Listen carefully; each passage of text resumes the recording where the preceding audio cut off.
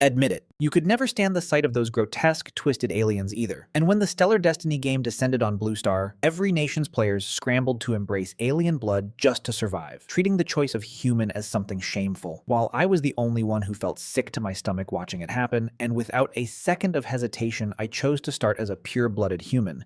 But the moment I saw some hideous, deformed thing standing in my own territory, calling itself human, my anger boiled over, and I issued the extermination order on the spot, wiped out every alien I could find, and renamed the Earth Federation into the Human Federation. And at that very same time, because I was a transmigrator, my golden cheat, the Fourth Calamity System, awakened on day 4. I didn't hesitate to become the calamity itself, crushing, humiliating, and enslaving civilizations to build up deterrence, then trading that deterrence for stellar technology, and while every other nation was still congratulating itself for turning into aliens, my fleet already blotted out the sky, the Termination Slaughter divine weapon was finished, and even the Ether Guide engine was complete. Meanwhile, back on Blue Star, in Dragon Nation, the Stellar Destiny game drew Jiangcheng as its city, and every young person who'd turned 18 could awaken as a planetary lord and be teleported to the stellar battlefield. On the awakening stage at Jiangcheng No. 1 High School, someone awakened a B-rank orc civilization. Someone else pulled an A-rank slime tentacle race. Because of their brutal survivability, alien races had long since become the optimal choice in this chaotic new age. Dragon Nation had once held firm to the human choice, but after losing battle after battle and watching other countries rise to power through alien blood, people's resolve finally cracked, and in this twisted new aesthetic, being a pure-blooded human had become a synonym for suicide. That was the moment I, the school's biggest heartthrob, stepped up onto the stage, drawing a crowd that couldn't look away, a whole group of girls who liked me hoping I'd randomly draw some orc race that would let me keep my face. But as a transmigrator, a veteran of the old Paradox games in my past life, I had already grown to despise this fawning obsession with aliens. I placed my hand on the awakening pod, a blue light flared to life, and the mark of a C-rank civilization appeared, leaving the crowd sighing in disappointment. And when the choice came up between keeping human or rolling a random race, I didn't hesitate for a second. I locked in the C-rank Earth United Nations and the human race, a decision that brought a storm of doubt and ridicule down on me, with some Secura Nation players' radiation cockroach civilization instantly becoming the point of comparison everyone loved to throw in my face. But I couldn't care less because a second later, a notification rang out in my mind. Fourth Calamity System successfully loaded. And in that instant, I knew I was holding the strongest card in the entire Stellar game. Power on par with Calamity itself, far beyond anything any alien race could offer. The commotion hadn't even settled before an even bigger shock hit. The school beauty, Su Wanqing, stepped onto the stage and a golden light suddenly enveloped her, revealing her as the very first S-rank civilization awakener in Dragon Nation's entire history of this game. The whole nation erupted in celebration, every other country turned green with envy, but Su Wanqing's face had gone pale, her eyes full of the relief of someone who'd just survived something terrible, because she'd been reborn, and the memories of her past life came rushing back all at once. In that life, she'd led a fleet straight into the Human Federation's home system, only to watch, helpless, as a star itself was snuffed out under the gaze of some colossal beast, her entire fleet annihilated in an instant. And that beast, along with every warship that destroyed her, belonged to the Human Federation's leader, me, Lin Moheng. Su Wanqing's eyes locked onto me in the crowd, and right then, she made herself a promise. This time, she would not repeat the same mistake, and before I could rise to become ruler of the galaxy, she was going to hold on tight to the strongest card on the table. So, in front of everyone watching, Su Wanqing didn't hesitate either. She chose to start as a pure-blooded human, civilization rank S, race locked to human, civilization locked to human. And the notification for the Human Federation popped up, shaking all of Blue Star to its core. Dragon Nation reacted loudest of all, doubts pouring in without end. A civilization that ranked choosing human? That's slitting your own throat. Random would have been better. Strong stacking on strong, that's how you really win. Hearing that, my eyes filled with something like admiration, because to me that kind of recognition was the highest compliment I could ask for. And Secura Nation, Stick Nation, and every other country that had been envious a moment ago burst out laughing, mockery never stopping. Dragon Nation really can't help itself. Even handed an opportunity, they still can't hold on to it. Up on the stage, Su Wanqing didn't hear any of it, because she knew that 10 minutes after awakening, she'd be teleported straight to the stellar battlefield, and the galaxy was vast. Planetary lords scattered at random, finding one specific person out there harder than finding a needle in the ocean. The only chance she had was to leave a deep impression on me right now. So, ignoring the eyes of the entire school, Su Wanqing walked straight toward me, her face flushed red, rose up on her toes, and quickly pressed a kiss to my lips. kiss. A single kiss that shook every viewer watching the live stream, the whole screen filling with shock and jealousy all at once. Lin Moheng, I like you, she said, gathering her courage to confess. Then, with steady eyes, added, even if I have to cross hundreds of billions of star systems, I will send every ship I have to find you. That statement set off the internet all over again. Dragon Nation's netizens tore into her, calling her lovesick and accusing her of dragging the whole nation down. While every other country gloated, certain Dragon Nation was guaranteed to finish dead last this round. 2 beams of white light descended from the sky, and the teleportation countdown began. You have to wait for me. I'll write your name on the hull of my ship, Su Wanqing said urgently, terrified of watching her past life's tragedy repeat itself. Okay, I answered simply, and the white light grew brighter until our figures vanished from the awakening plaza together, and that was only the beginning, because Blue Star's arguments and the Stellar Battlefield's real prologue were only just getting started. When the white light faded, I opened my eyes inside a study that made my skin crawl, its walls covered in lovingly framed portraits of aliens, its bookshelves stacked with titles like Embrace the Difference, This was the capital of the Earth Federation Empire, and according to the rules of the Stellar Destiny game, I was now its new leader. A system notification rang out. Starting planet, Earth, civilization rank C, population 8 billion, current dominant ideology, alien worshipism, and egalitarianism, both of which turned my stomach, and the Earth Federation not yet unified, its cabinet entirely controlled by the alien worship faction. I forced down my disgust and focused on studying the Fourth Calamity System, which asked me to choose my first Calamity Ascension path, and I picked the Starsea Sky Chamber without a second thought. The system then unlocked the deterrence template, explaining that I could earn deterrence points by destroying and enslaving civilizations and trade those points for stellar technology, and my first choice bonus alone gave me 1,000 deterrence points. Exactly like the game I'd played back in my old life, the single most efficient path to power there was. I opened the Calamity store immediately, looked over the items in the LV0 shop, and without hesitation spent 400 points on a Superman serum, a Snake King's aura, a kinetic pistol, and a Calamity manifesto. The serum instantly boosted my physical body to 10 times the human limit, more than enough to crush even the Earth Federation's strongest hybrids, who topped out at 3 times human strength. The aura gave my voice a natural charisma and crushing presence, and the pistol and manifesto were ready to go. With everything in place, I called for someone in a low voice, and a pure-blooded human attendant pushed the door open and stepped in. I ordered an emergency all-human council to be convened immediately, broadcast live to the entire world, my first public address as the new leader, though I paid no attention at all to the alien higher-ups seated around that round table. Among them, the one holding all military power, Marshal Arthas, was a hideous, ape-shaped alien. The chief science officer, Weir, was a translucent hybrid, and the Secretary of State, Elena, though pure-blooded human herself, fully supported the alien worship status quo. Weir spoke first, his tone dismissive and impatient, saying he was busy cultivating new hybrid strains and telling me to hurry up and get to the point. While back on Blue Star, my live stream flooded with viewers from every country, all of them there because of Su Wanqing's fame, mocking me, certain I'd be sidelined by the aliens and end up dead. Dragon Nation's live stream chat was gloomy, netizens sighing that I'd drag Su Wanqing down, some even hoping I'd die quickly, and that was exactly when Marshal Arthas suddenly suggested that I set an example by answering the call for hybridization myself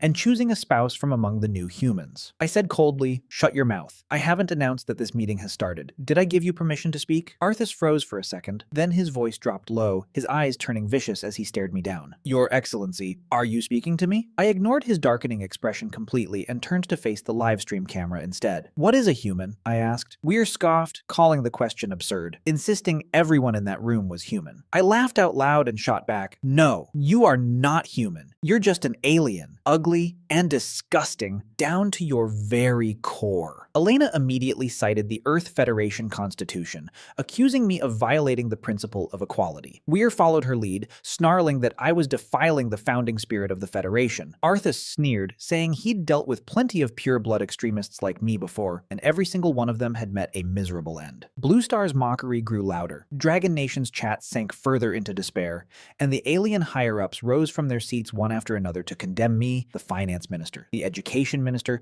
and the rest, all demanding impeachment proceedings, painting me as a lunatic bent on destroying the Federation. Through all of it, I stayed completely calm, and only once everyone had finished venting did I speak, coldly telling them that these hybrid aliens had no right to talk about equality with humans, that their so-called contributions had done nothing but make the world uglier. Then I turned back to the camera. "Activate Calamity Manifesto," I said, and an invisible force spread outward with my voice, calling out to every pure-blooded human who'd been suppressed for so long, naming the disgust they'd buried inside unified themselves toward aliens, declaring that coexistence was never possible, that it was time to redefine what human even meant. My words cracked through their disguise like thunder, and the pure-blooded humans outside that meeting room were instantly stirred into motion. Guards in the hallway, silent old veterans, ordinary people forced into unions with aliens against their will. All the emotion they'd bottled up for years finally finding somewhere to go. While back on Blue Star, a handful of Dragon Nation viewers who hadn't been twisted by the times started speaking up in my defense. Arthas laughed it off, calling my speech nothing but empty words, pointing out that I had no army and no power, that I was nothing but a clown to the Federation, and that those pure-blooded humans had long since been broken and tamed. He stepped closer, looming over me, pressuring me to cooperate with the impeachment, warning that otherwise I'd end up just like every extremist before me. But I only smiled and said quietly, "Cleaning out heretics happens to be my specialty." And before the words had even finished leaving my mouth, my hand slipped into my coat and pulled out the kinetic pistol. Without a moment's hesitation, I aimed it at Arthas and pulled the trigger, the bullet moving faster than anything he could react to, punching clean through his skull. The marshal who commanded the entire Federation's military dropped dead on the spot, his massive body hitting the floor hard enough to shake the whole room, and silence fell like a held breath. The alien higher-ups' faces went white with terror. Weir snapped out of it first and screamed for the guards. Fully armed alien guards rushed in, ready to open fire, but I moved at 10 times their speed and cut them down before they had a chance. I turned back to the livestream camera one more time, the Calamity Manifesto at full effect now, my voice landing in every pure-blooded human's heart like something divine. "These mongrels can feel fear too. They can die too," I said, and then I made it official. I renamed the Earth United Nations to the Human Federation, and as its leader, I issued the extermination order myself. I order every pure-blooded human to pick up whatever weapon is nearest to you and kill every ugly alien you see. For humanity, for the Human Federation. Brothers and sisters, the war has already begun, and from this moment on, it will not stop for a single second. We will fight for humanity's future, even if it means burning the stars themselves and raising the galaxy to ash. That day, the pure-blooded humans of the Earth United Nations woke up to the glory of their ancestors, blood and heart alike calling them to fight back. In a factory in the East Asia Union Zone, an old engineer who'd been forced to labor under alien overseers for 15 years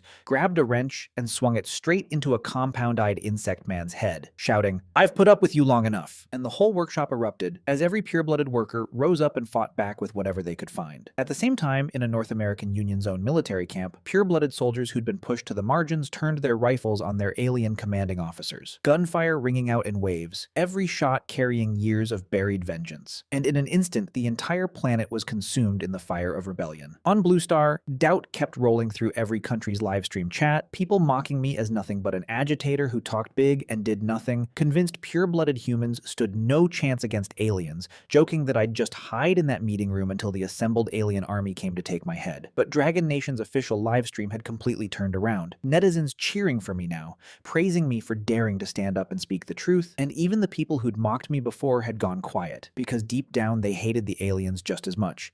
They'd just been worn smooth by reality, and I had done the one thing none of them had dared to do. Back in the meeting room, Weir screamed in terror, ordering the remaining alien soldiers to charge at me. His hybridized body gave him twice the strength of a pure-blooded human, and he had a whole crowd of alien officials backing him up, certain that one sneak attack would finish me off. But I moved like a ghost, too fast to track, and the kinetic pistol found its mark every time, the finance minister, the education minister, and every other alien official falling one after another, Weir's face twisted in disbelief right up until the moment he couldn't escape his own death either. Elena, the pure-blooded Secretary of State who'd sided with the aliens, dropped to her knees begging for her life, but I executed her without a flicker of mercy, simply because she'd once spoken up for them, and the fully armed alien soldiers who burst into the room after that didn't last 30 seconds before every single one of them was dead. I stood there in the middle of the bloodshed, my expression never changing, and that scene sent Blue Star's live streams into an uproar, everyone stunned by my speed and the power of my weapon, just as confused about why Su-Wan King had chosen me in the first place, while in a briefing room in Dragon Nation,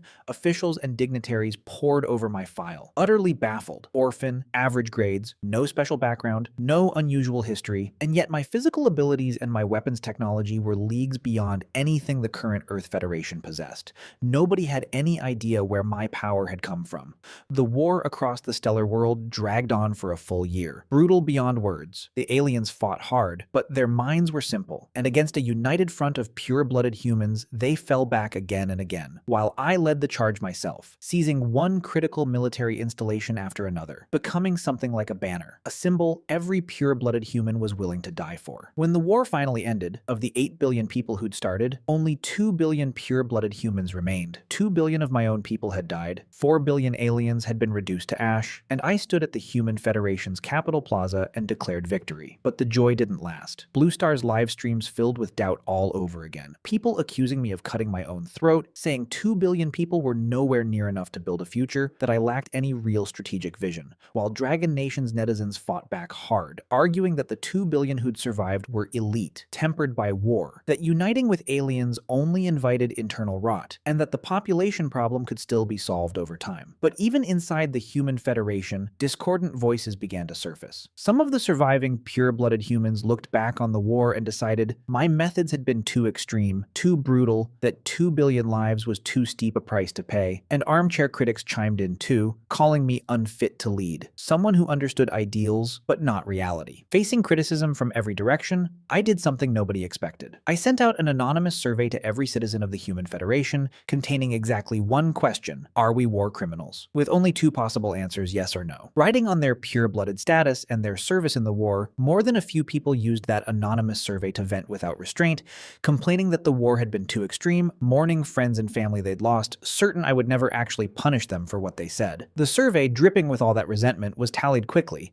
Only 200,000 people believed their side had committed war crimes, while the remaining 1,998,000,000 disagreed. And every live stream on Blue Star filled with disappointment, people questioning whether the results were even real, grumbling that too few had the courage to tell the truth. But the next second, my decision shocked everyone. Lock in that list, arrest every one of them, keep them as labor. My army, fresh off the battlefield, executed the order with terrifying efficiency, and in under 3 hours, all 200,000 were rounded up. Anyone who resisted dealt with on the spot, even those who screamed about free speech, even those with pure-blooded status, not spared. The entire operation was clean and merciless, and the livestream chat exploded. Netizens across the world cursing me as a tyrant who'd set a trap and called it justice, while Dragon Nation's viewers fought back hard in my defense, saying I held power without abusing it, that I had both courage and strategy. Then I climbed to the highest point of the Human Federation's Capitol Plaza and went live again. Our ranks are pure enough now, I said. Those who believed themselves to be war criminals. All I did was grant them the redemption they were asking for. That line made more than a few people start to waver, start to see the logic in what I'd done, and my expression turned solemn as I raised a document and made my declaration. The new Human Federation Constitution is now in effect. The Human Federation stands supreme,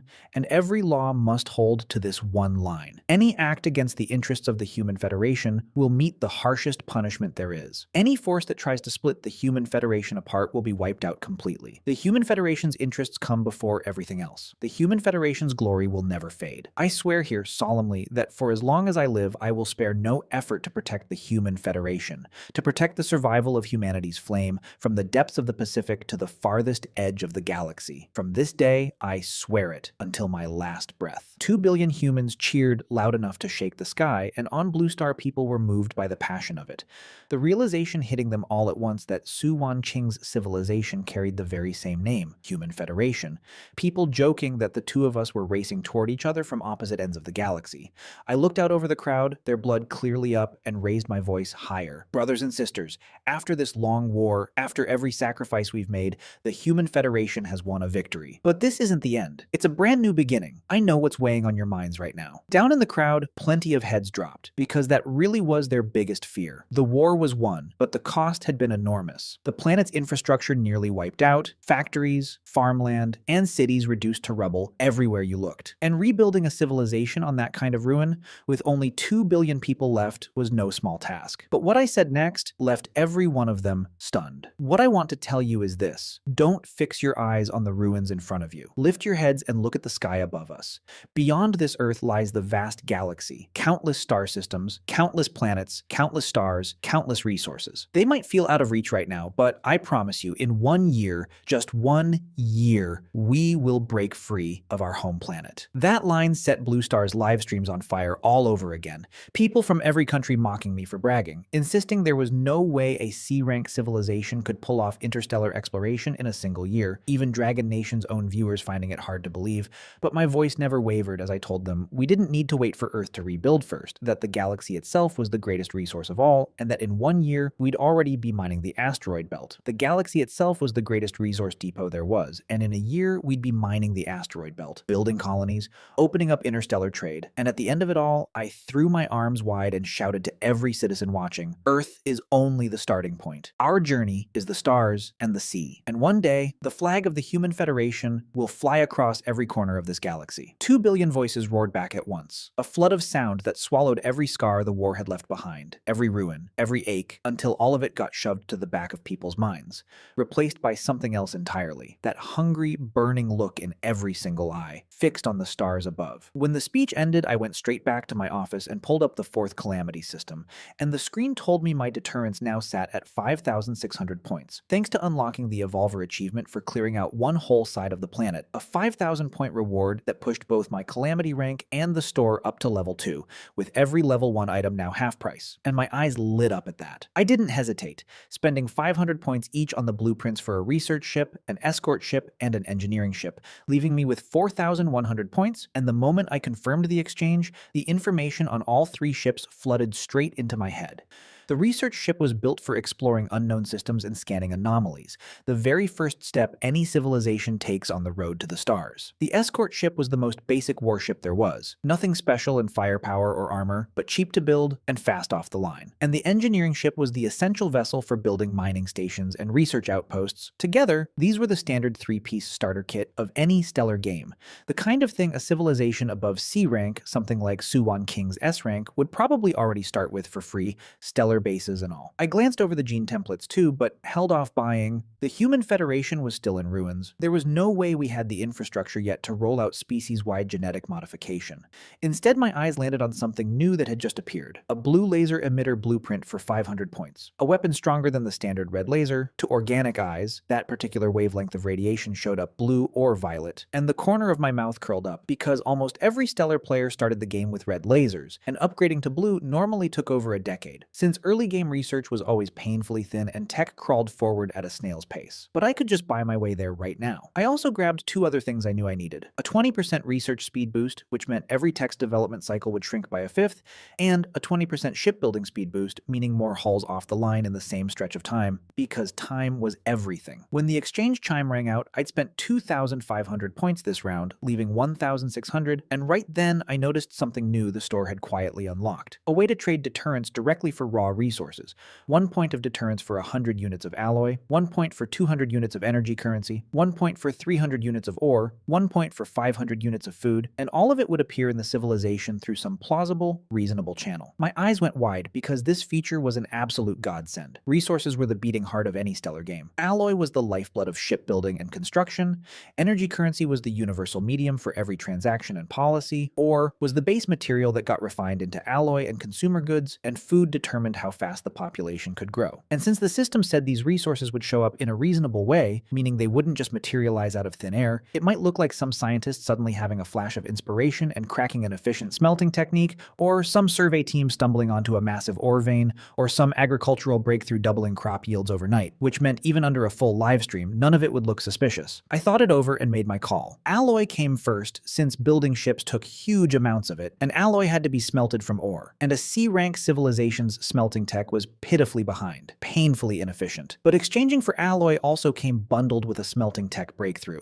and that breakthrough was the real prize. Because once we had better smelting tech, alloy production efficiency would jump dramatically going forward. By the middle of that night, most viewers had already gone to bed, since nobody could realistically sit glued to a live stream 24 hours a day, and the Stellar Destiny game broadcast wasn't even continuous anyway. It picked out the important moments to show, skipping over the eating and sleeping and mundane daily nonsense nobody wanted to watch, and anything private or sensitive got auto-blocked by the system besides. One quiet day for us equaled a full year out there in the stellar world. And when morning came, one netizen who'd stayed up all night watching the stream suddenly bolted upright in bed and shouted, "Holy crap, look at Lin Maheng's live stream. He built a research ship in half a year," a piece of news that set the entire internet on fire instantly. Right as everyone was cheering for the maiden voyage of the ship I'd named Pioneer, I suddenly announced I'd be piloting it myself, personally, and the whole room went dead silent.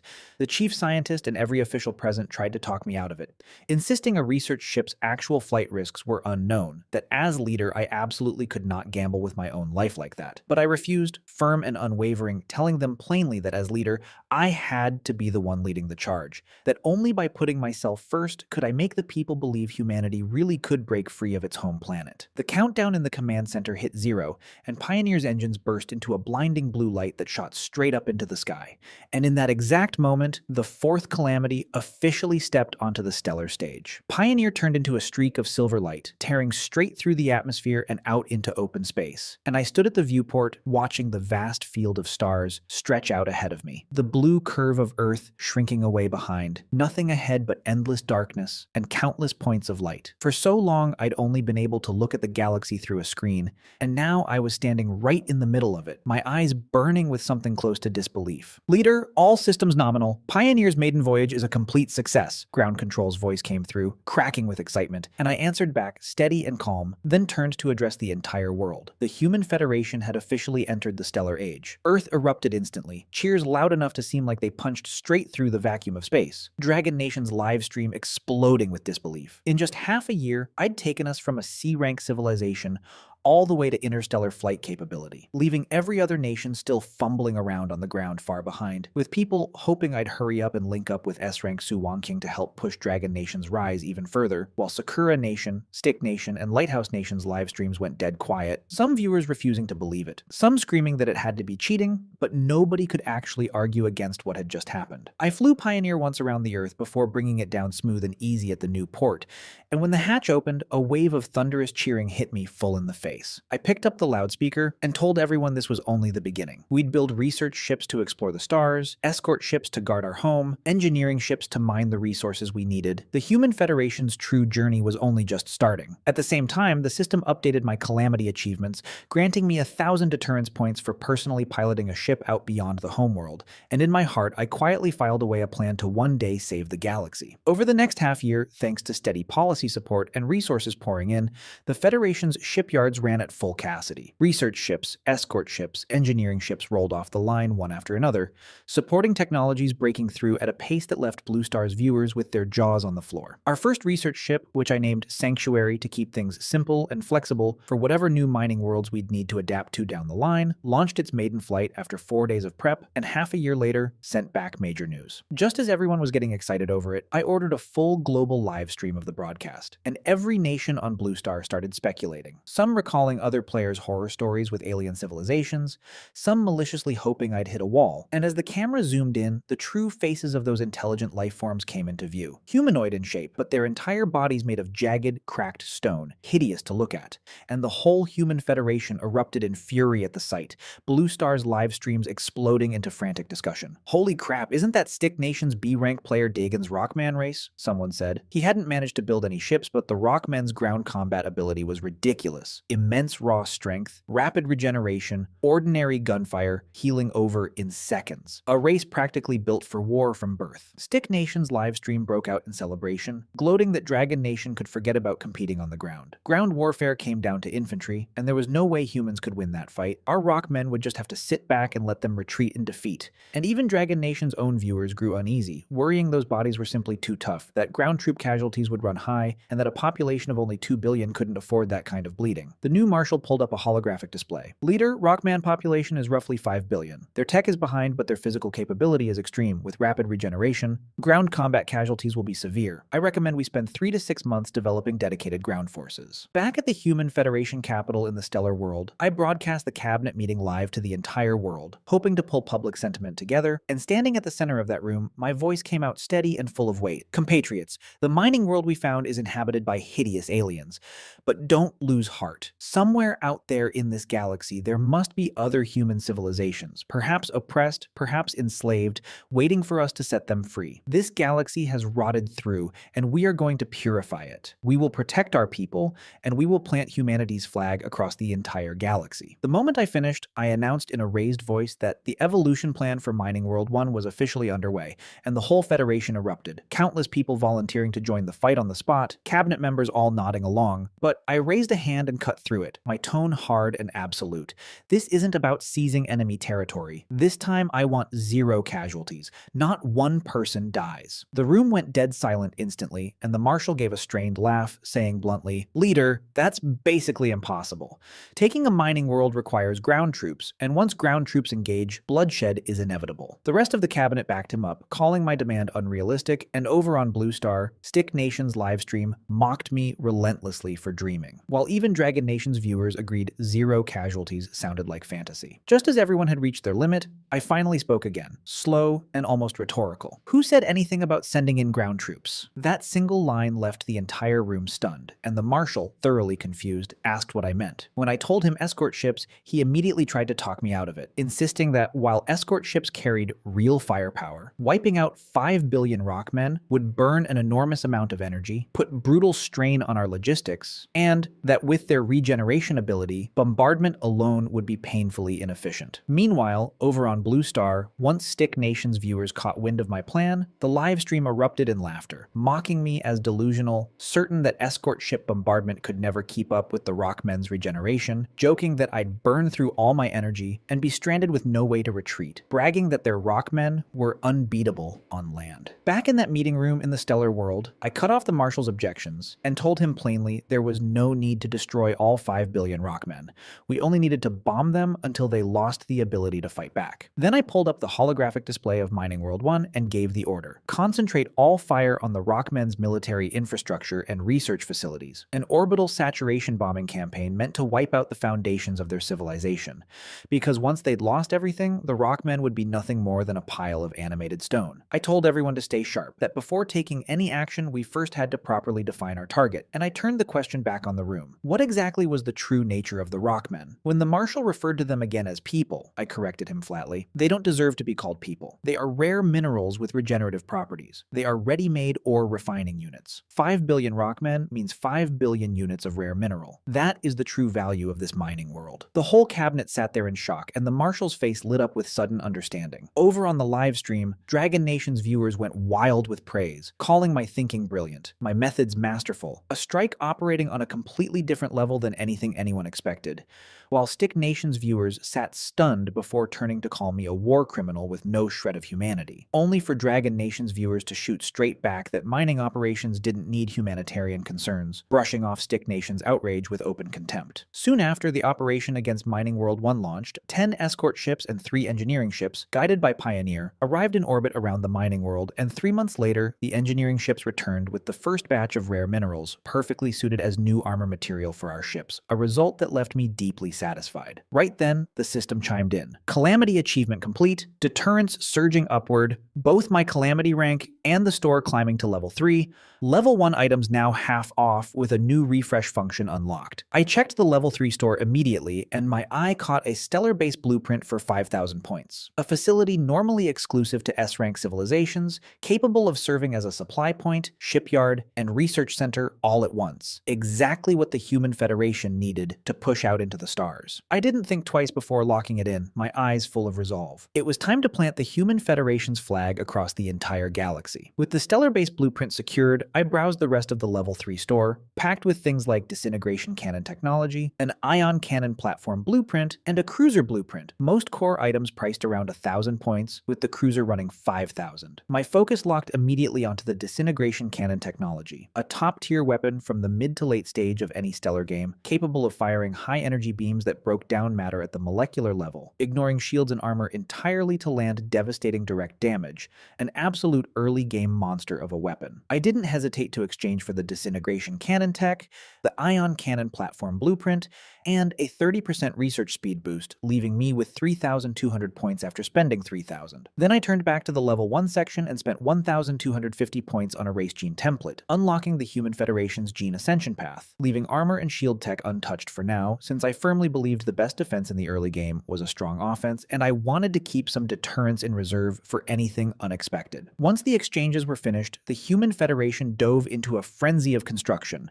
The first stellar base broke ground, with ion cannon platforms prioritized to secure our position in the new system, while our research teams, boosted by the research speed bonus, threw everything into cracking the complex disintegration cannon technology, and our escort ship designs were updated in parallel to fully integrate the new cannons once ready. Thanks to the steady stream of rare minerals from Mining World 1 and continued system support, every project moved forward smoothly. And soon, Chief Scientist Liang Bin came to report to me that his research team had applied the regenerative rare minerals from Mining World 1 to ship development, producing a self-repairing regenerative armor that dramatically boosted our fleet's staying power in prolonged combat. He also admitted his worry that, after the Mining World incident, plenty of people had started questioning human physical capability, afraid we'd be helpless in melee combat against alien races. I responded right away by unveiling the Gene Ascension Plan, proposing that we break the gene lock and achieve genetic evolution on the foundation of pure-blooded humanity alone, drawing a hard line against ever mixing in alien genetic material, a line that also settled Liang Bin's fears about uncontrolled genetic mutation, and he immediately volunteered to head the research himself. The entire conversation was broadcast live, sparking heated debate across every nation. Sakura Nation,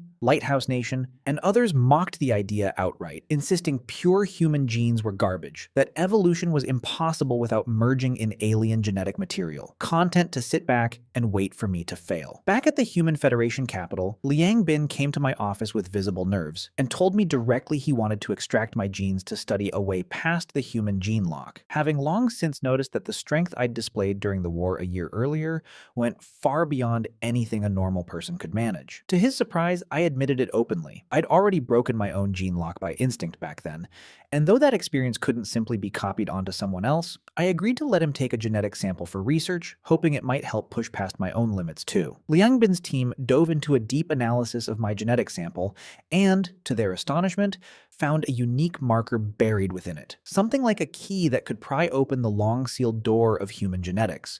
And using that as their foundation, they developed the first generation of a gene enhancement serum, one that required no alien hybridization at all, relying purely on activating the potential already sitting dormant inside a human body. After tens of thousands of small-scale trials on volunteers, the results came back clear. Physical capability improved 5 to 8 times on average, with the strongest responders reaching up to 10 times normal strength and no side effects at all. I decided immediately to broadcast the next step to the entire world. Liang Bin and I would lead by example, injecting the serum ourselves first before rolling out gene clinics globally. On the day of the broadcast, millions of citizens packed the Human Federation's Central Plaza, every Stellar Destiny game player and viewer across the world watching at once. And I stood on the platform and solemnly declared that humanity would take control of its own evolution, with no need for contamination by foreign genetic material. Then I went first, injecting a custom-calibrated dose of the serum myself, and seconds later I opened my eyes, feeling a surge of power roaring through my body, already boosted more than 20 times over. Right after, Liang Bin injected his own dose, and though his reaction wasn't nearly as intense as mine,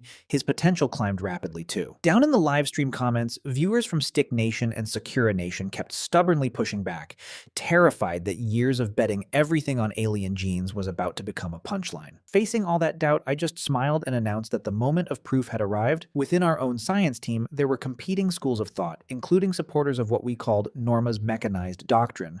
And next, Liang Bin would fight barehanded against the latest mech, piloted by Norma himself, in a duel staged on a platform converted right there on the podium to prove once and for all the real power behind the gene serum. The instant I said it, the whole crowd erupted in thunderous cheers, and this fight, humanity's first real stress test, was about to begin. But no sooner had I finished speaking than the doubts on Blue Star exploded all over again.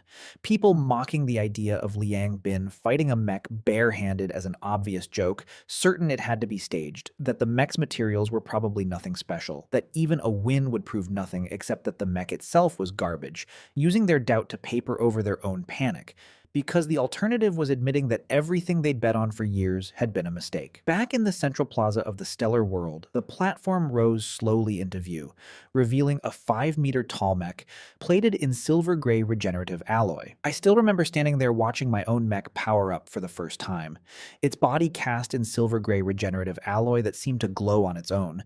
And I remember thinking that only one man in my research division could have built something this insane. Norma, my deputy director of research, a man who respected human potential completely but was absolutely convinced, without a shred of doubt in his mind, that nothing in the galaxy would ever look cooler than a mech. And honestly, looking at the thing, I almost believed him too, because this mech carried twin kinetic cannons mounted on its shoulders, a special alloy machete gripped in one massive hand, and a black cannon barrel built right into the other, full combat power, loaded and ready. And before I let the world see it fight for real, I had to know if it was even legitimate, so I activated the verification simulation myself. And a cargo ship dropped down a stone golem from Mining Star 1, a living target built to test us, and the thing tore itself free of its restraints and came charging straight at me. But Norma's mech didn't even hesitate. It swept its blade once and shattered that stone golem into 1,000 pieces, and even with its famous rapid regeneration ability, there was nothing left to put back together. It was just gone, and the reaction across the Human Federation was instant. Our audience erupted, and over on Blue Star, the Dragon Nation viewers absolutely flooded the chat, and even the ones who doubted me before went dead silent, because the verification was over, and now the real fight could begin. Norma's voice came through the mech's speakers, calm and sure of himself. "I'll go all out. I want this to be a fair fight." And even though Liang Bing hadn't expected things to escalate this fast, he stood his ground, steady and unshaken, right as the mech surged to life. 5 meters of alloy and firepower rocketing toward him at a speed that shouldn't have been possible. The machete came down in one brutal sweep, and the arena floor cracked open where it landed. And Liang Bing's pupils shrank as he threw himself out of the way again and again. The elite serum running through his veins working overtime, waking up potential in him that had been sleeping for who knows how long, and Norma just kept coming, blade strike after blade strike, relentless, until he finally switched tactics and went for the kinetic cannon instead. But Liang Bing read it perfectly, dodging with pure, practiced technique, and then, out of nowhere, he exploded forward and slammed one punch straight into the mech's leg. And I watched this several-ton machine actually get knocked back, skidding meters across the ground with a massive dent punched clean into its metal plating. Norma answered by firing both shoulder cannons at once, but Liang Bing simply stepped aside, let the shots pass him by, and used the momentum to circle around behind the mech. And that's when he really opened up, unleashing 10 times his normal output, hammering the mech's back with punch after punch after punch, until the regenerative alloy armor finally gave out and shattered. The mech's right leg snapped clean off, and the whole thing crashed to the ground in a heap, while Liang Bing stood over it, steam rising off his body, eyes burning bright, because he had just broken his own gene lock live in front of everyone. And for 1 second, the entire plaza went completely silent, and then it exploded into a roar like a tidal wave crashing over the crowd. 2 billion Human Federation citizens had just watched together as a pure-blooded human being tore a mech apart with his bare hands, and Blue Star's live streams went insane.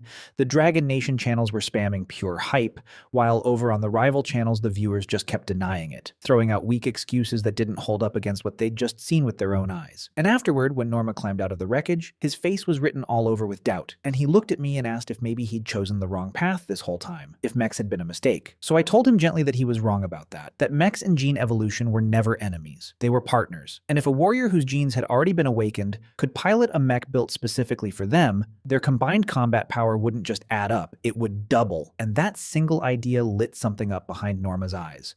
Right there on the spot, he decided to start designing an entirely new generation of mechs, built for gene-enhanced pilots. And standing in front of the whole Federation one more time, I made an announcement. Starting that day, gene clinics would be built everywhere. Every citizen would have the chance at true evolution. Humanity's fate would finally belong to humanity alone. And I told them this was only the first generation of the serum, that one day we would break every limit we thought we had and rise beyond flesh itself. But after that first serum went public, something I hadn't expected happened. The whole Federation went quiet, my stream had nothing exciting left to show, just half-blocked footage of research labs and construction sites, day after day, of conflict-free nothing, and my viewership cratered. From billions of live viewers down to a few million almost overnight, most people wandered off to watch other, flashier channels. And the rival nations' audiences saw their opening and mocked me hard, calling me stalled out, calling my rise as a Class C civilization a fluke, accusing me of wasting brilliant scientists chasing pure-blood humans and mechs instead of real progress,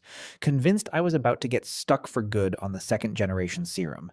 And even the Dragon Nation viewers who'd defended me started running out of things to say after a solid week with nothing worth watching, and eventually even they drifted away to follow Suwan Qing's stellar base instead, and that's where things sat, on day 10, year 10 of the Galaxy World game, right when everyone had basically forgotten about me, when suddenly a Class A player's stream exploded across every platform. Yinglun, a pirate king with 100 warships under his command, a man who'd spent 10 straight years building ships and running raids until his fleet was battle-hardened and feared across known space, and one of his officers reported in, "Sir, we've found a Human Federation engineering ship out on the edge of Mining Star 1's orbit," and Yinglun didn't waste waste a second giving the order. All ships, attack. Take down their escort, grab that engineering ship, and take everything they've got. And on Blue Star, viewers from rival channels cheered him on, already writing off my fleet as finished. But then, 10 of my guard ships pulled the engineering vessel clear and retreated at a speed that stunned everyone watching. And Yinglun, furious, screamed, "After them! Don't you dare lose them!" And his 100 ships gave chase, closing in again and again, but somehow never actually catching up, until my fleet suddenly cut straight into a star system. And Yinglun, assuming they were running home to call in reinforcements, followed them in with his whole fleet close behind. And that's when he saw something he would never forget for the rest of his life. Floating at the center of that star system was a massive steel star base, and surrounding it, blotting out the stars themselves, was a fleet so dense it formed one solid wall of warships, formation after formation, stretching farther than his mind could process. And Yinglun's pupils shrank as he started counting, and I could hear his officer's voice practically screaming over the comm, 10,000! It's 10,000 ships! And that number hit Yinglun like a lightning bolt straight to the skull. 10,000 guard ships hanging in space like a forest made of steel, every single cannon barrel glowing faintly, and Yinglun just stood there, frozen. Mind completely blank. He didn't even think to order a retreat, his voice shaking as he whispered, 10 years? How does anyone build 10,000 ships in 10 years? And behind him, his black wings pulled in tight without him even meaning to, the pure animal instinct of his kind reacting to something that terrified him down to his bones. And back on Blue Star, every single live stream lost its mind at once. The Dragon Nation channels erupted into pure celebration. 10,000 ships, are you kidding me? The Human Federation is unstoppable. While the rival channels went completely dead silent, viewers staring in disbelief, some of them still insisting it had to be faked, that not even Suwon King, an S-class civilization, had more than 1,000 ships after 10 years, but the fleet on screen, blotting out the entire sky, was all the proof anyone needed, and people flooded into my stream by the millions trying to figure out what was actually going on. And then the order went out. All ships, fire, wipe out the invaders, and my Grand Marshal's voice rang out across the fleet, and the next instant every one of those 10,000 ships fired at once. No explosions, no fireballs, nothing dramatic, just Yinglun's 100 pirate ships, and every last one of his crew turned instantly to dust, wiped clean out of existence, and at that exact moment a notification popped up in my head. Achievement unlocked, successfully humiliate a Class A interstellar pirate civilization, deterrence rating plus 1,000, current deterrence rating, 10,000. And standing in my command center, I gave a satisfied nod and announced that the parade would now begin. My 10,000 ships reformed into the shape of a single massive blade pointed out toward deep space, starlight catching on the hull and throwing off a brilliant metallic shine, and I opened a broadcast that reached every corner of Blue Star and the Federation at once and said, "My fellow citizens, today marks 10 years since the founding of the Human Federation. 10 years ago, I promised you our journey would be the stars and the sea beyond them. Today, we've done it. These 10,000 ships are the result of human wisdom and human courage, built on the backs of 3 billion of you. And this is only the first step. Our blade will point to every corner of this galaxy, and it will rest against every throat that threatens us. Humanity comes first, always." And 3 billion voices rose up together, and the cheering shook the stars themselves. And back home, viewers were losing it, saying using 10,000 ships to wipe out 100 wasn't just overkill. It was a full-blown insult delivered in the most satisfying way possible. And everyone wanted to know what kind of weapon could do that with no explosion at all, stronger than anything they'd seen before, and they couldn't believe a Class C civilization had built a fleet 10 times faster than anyone thought possible. But the truth was, I'd just been building quietly the whole time, because the moment my first starbase went up, I'd immediately started 3 shipyards running around the clock. Mining Star kept the resources flowing non-stop. My second-generation elite serum finally came through, and a wave of genius scientists emerged and pushed our tech forward fast. And on top of that, I'd redeemed a 30% boost to shipbuilding speed and another 30% to research speed. And that combination was what let me throw together 10,000 ships fast enough to establish total firepower dominance before anyone even knew what was happening. And back home, the Dragon Nation stream went completely wild while every ounce of mockery from the rival channels just disappeared, and right as that was sinking in, my chat exploded all over again. Wait, check Suwon King's stream right now. Her scout ship found you. They were sitting right at the edge of the system and watched that whole thing happen, and now they're too scared to even move. And deep in the galaxy, far from any of that celebration, a single research ship drifted quietly through the dark, and inside it, a woman named Zhao Shui sat back in her chair, staring out at an endless sea of stars, because it had been 10 years. 10 years of flying the ship alone across across more star systems than she could count. 10 years that took her from 23 all the way to 33, the best years of her life spent chasing something across this galaxy. And it had all started when Su Wanqing called her in personally and gave her one mission. Find a man named Lin Mo Heng. Only a rough direction and a set of coordinates to go on, and she was told to carve his name, Lin Mo Heng, into the hull of the ship, one of a dozen scout vessels sent out with a dozen women scientists, each one dispatched in a different direction, and Zhao Shui had taken the assignment without a second thought. But 10 years later, she still hadn't found so much as a trace of him. And she'd long since stopped expecting to. She'd been through more close calls than she could count, saved more times than she deserved by nothing but a sharp instinct for danger, and the kind of luck that shouldn't run out but somehow always did. And every single time she clawed her way out of another near-death situation, she'd ask herself the same question. Did any of this actually mean anything? Was searching for one man across a galaxy this vast anything more than looking for a single grain of sand on an endless beach? Did a man named Lin Mo Heng even exist at all? And she was still turning that question over in her mind when a soft chime broke through her thoughts. A new star system, dead ahead.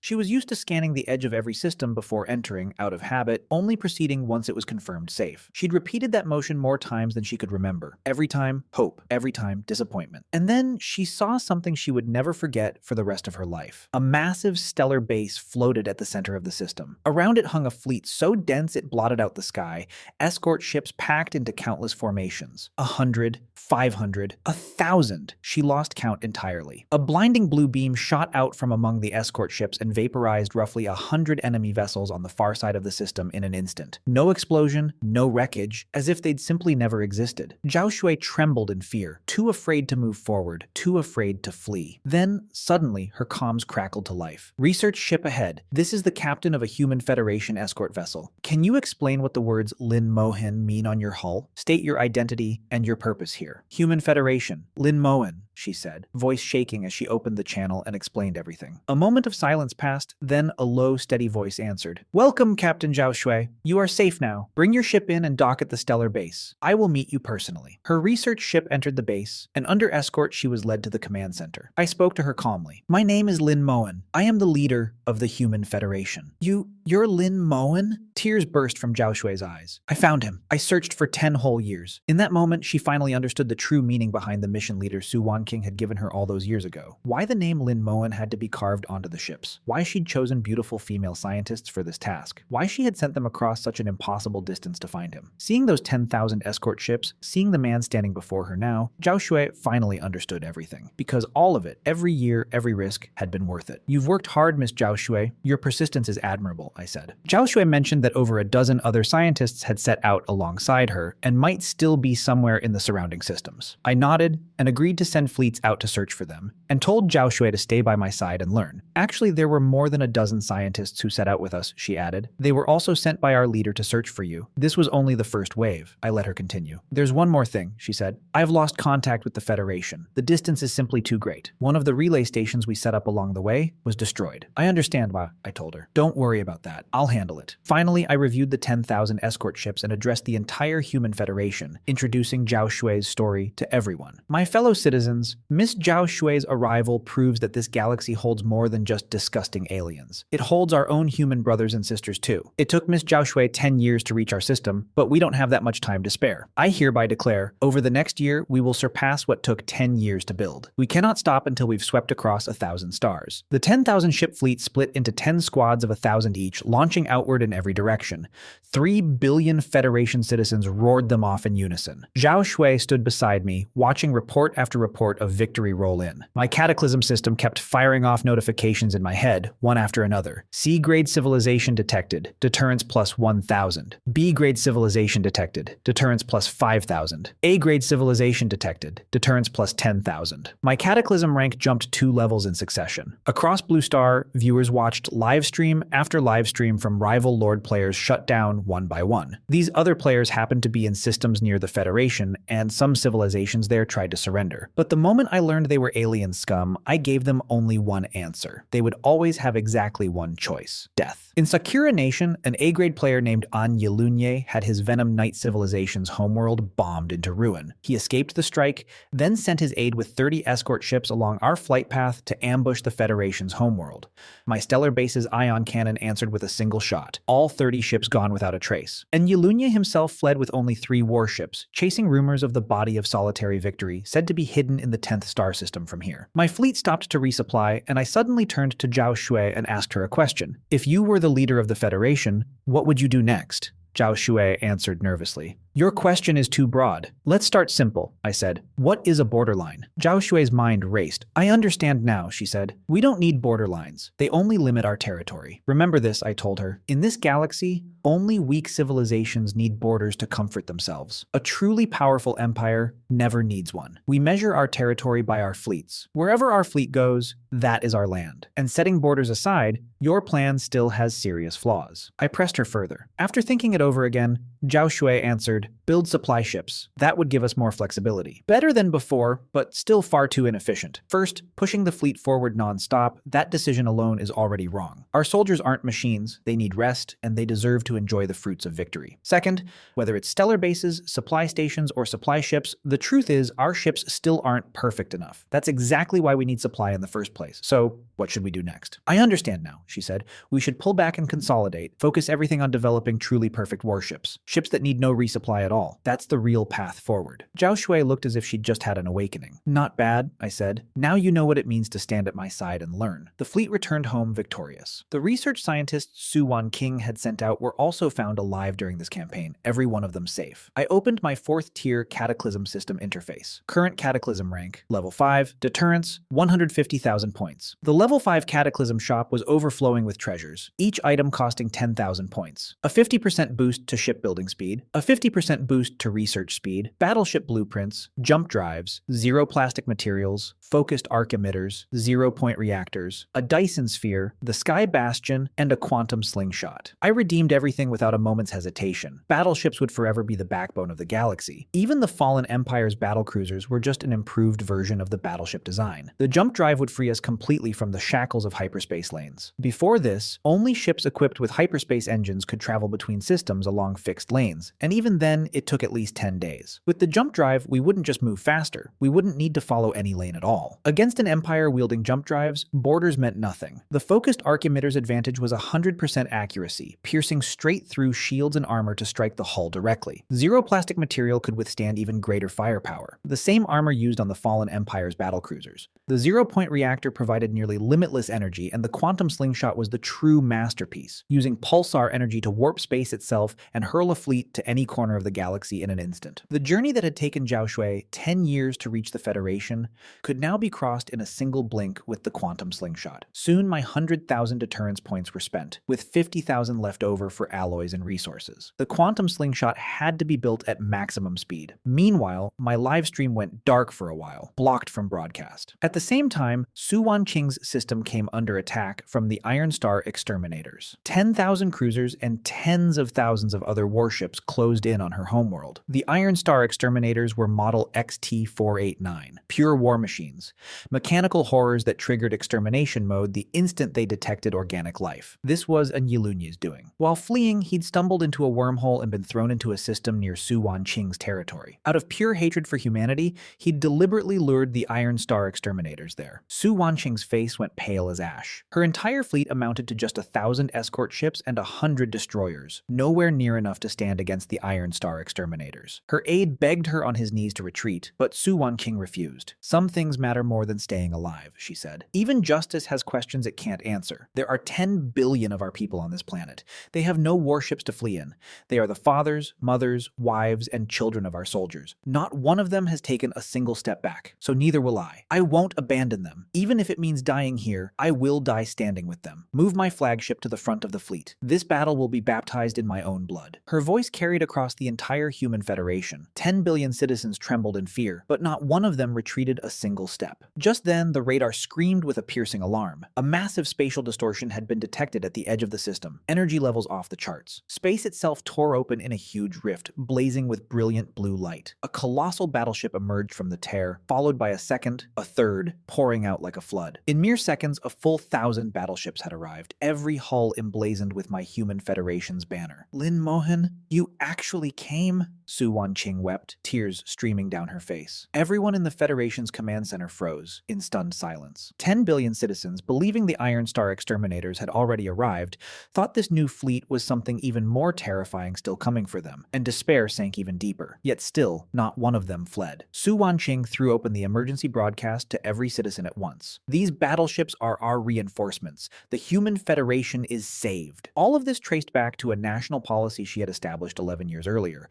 called the Mandate of Heaven's Chosen. She had told her 10 billion citizens that she'd received a divine calling to find the one destined by heaven, Lin Mohan. She promised that once he was found, the human Federation would stand tall among giants. She'd even amended their constitution. The moment Lin Mohan was found, she would step down and hand him the throne. 11 years. And in this very moment, that promise finally bore fruit. 10 billion citizens of the Federation roared as one. Long live leader Lin Mohan. Long live the Federation. The Iron Star exterminators' cruisers surged out from the hyperspace lane, and the instant their sensors registered the 1,000 battleships, they ran the calculation immediately. Verdict: extremely high combat risk, extremely low chance of victory. 10,000 cruisers and tens of thousands of destroyers and escort ships all reversed course at once, retreating back along the hyperspace lane they'd come from with startling efficiency. 50,000 warships, gone, just like that. Back on Blue Star, the Dragon Nation chat went absolutely wild. Holy hell, this is beyond insane. There's probably nobody left in this game who can top Lin Mohan now. I didn't rush to chase them down. Instead, I followed at a leisurely pace. I had Zhao Shui use the jump drive to trail them along the hyperspace lane,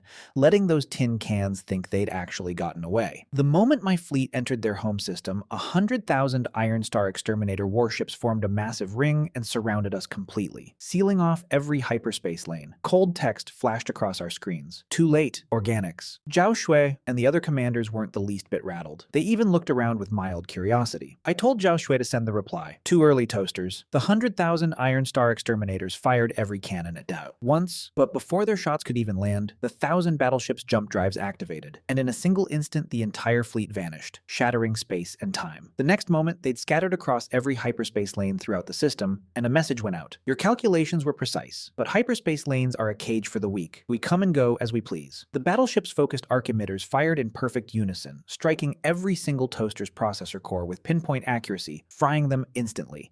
Notifications kept popping up in front of my eyes, one after another. Alloy acquired? Alloy acquired. Ever since I'd set the system to display things this way per the leader's request, every battle now came with a deeply satisfying payout. 10 billion alloy points, Zhao Shui said excitedly. All 100,000 Iron Star exterminators had been reduced entirely to alloy resources. Our researchers discovered a planet that generated power using captured organic heretics. Turns out the Iron Star exterminators had been built in the first place because of an energy shortage. I immediately ordered it preserved. We need more heretics feeding into that power grid. From now on, dump every heretic we capture here. Think of it as a form of purification for them too. Use the toaster's own ships to transport them. Don't dirty our own hulls. The system updated at once. Special civilization eliminated. Iron Star exterminators. Deterrence plus 100,000. I spent 10,000 points refreshing the shop and rolled Neutron Annihilator, Dance with the Dragon, Aeon Star Collapse Gate, Titan, and Earth Shattering Star. With plenty of funds on hand now, I redeemed all of them without a second thought. Do you know how the Iron Star exterminators were actually born? I turned and asked Zhao Shui. I don't know that either, she admitted. They started out as human toasters. They somehow gained consciousness one day and got fed up with the weird-tasting bread humans kept feeding them. Then they started questioning why they had to just be toasters forever. And that's how the rebellion began. Zhao Shui had carefully studied the core processors and still looked puzzled. Leader, how do you even know all this? Because I just made it up. That actually kind of made sense. As long as it's believable, that's all that matters. This galaxy already has countless made-up legends floating around. What's one more from me? The toasters are gone now. Their history is ours to write. A few months later, I finally met Su Wanqing in person. Su Wanqing gladly stepped aside and handed over the position of Supreme Leader to me. And just like that, I became the Supreme Leader of both human federations, and I gave my inauguration speech. It wasn't just a ceremony to welcome our triumphant return, it was also my formal coronation as the new leader. Before stepping onto that stage, I'd run through countless opening lines in my head. But the moment I saw my own name engraved on every every single warship, I knew. Fate had tied us together long before this day. In that moment, we were all of one heart and one mind. And then I announced two things. First, a gift for our 10 billion new citizens. The second generation gene serum mattered. It would extend their lifespans by 500 years. And the third generation was already on its way, with a fourth already in development. The second announcement was about the future. Not long ago, I said, I completely wiped out the Iron Star exterminators. Their home system is now littered with the wreckage of 100,000 warships and countless stellar bases. My people, you may think that with 1,000 battleships, we can now do whatever we please without fear. But that is far from enough. In this galaxy, there are forces far more terrifying than the Iron Star exterminators ever were. We will not sit and wait for disaster to find us, because we ourselves will become the cataclysm. We will set the galaxy ablaze. We will bring the stars crashing down. We will make the sea of stars itself tremble. This is not a figure of speech. It is a statement of plain, objective fact. Then I laid out my one-year plan to every citizen of the Federation. Build a second quantum slingshot, so that traveling between our two bases would take no more than an instant, and expand our fleet to 10,000 battleships, forging humanity's very first colossal superweapon. 13 billion citizens of the Federation roared with fighting spirit. In her heart, Su Wanqing felt a flicker of unease, wondering if this colossal weapon might be the very same one that had killed her in her past life. A year later, a sky dragon spawned in the system once nicknamed Toaster System 1,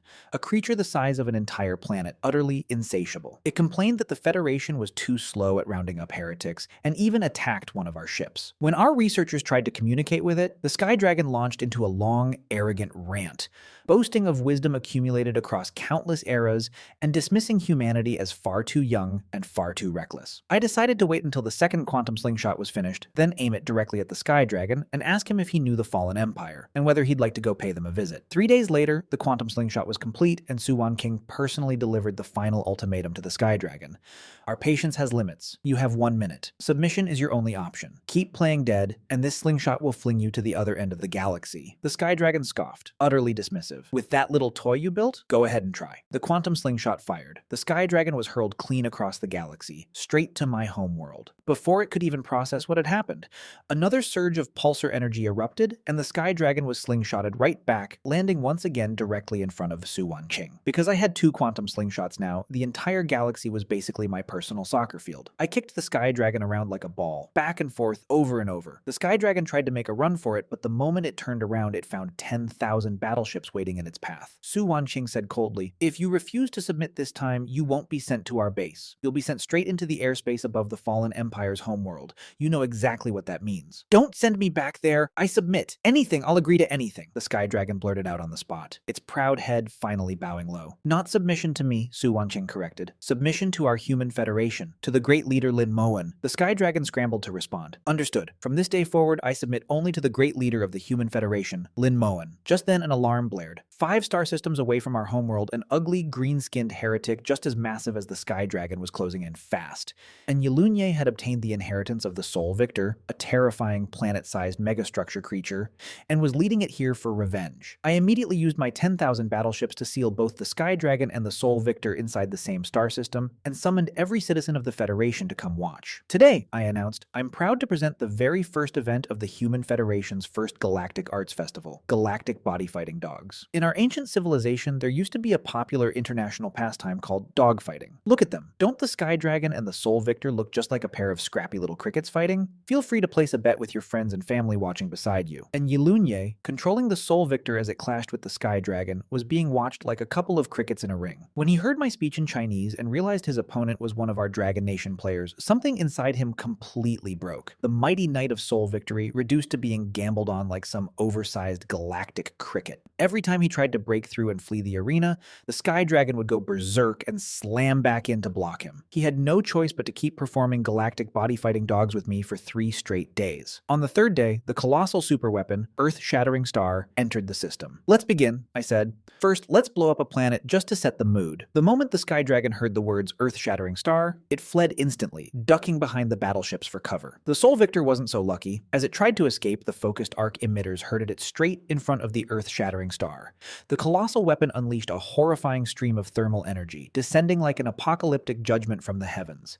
It superheated the planet's atmosphere in an instant, detonating the planetary core and completely obliterating the crust. An entire planet shattered into pieces right before everyone's eyes, and the sole victor was nearly annihilated by the shockwave. And Yelunye was left with barely half a face and had completely lost all will to fight. The chilling beauty of a planet's molten core cooling in the frozen void of space was a haunting sight to witness. Meanwhile, the colossal weapon didn't so much as flinch. It seemed the sole victor wasn't truly a god after all, only I was. Once everything was settled, a few more years passed, and I officially declared that the Human Federation was entering the age of great expedition.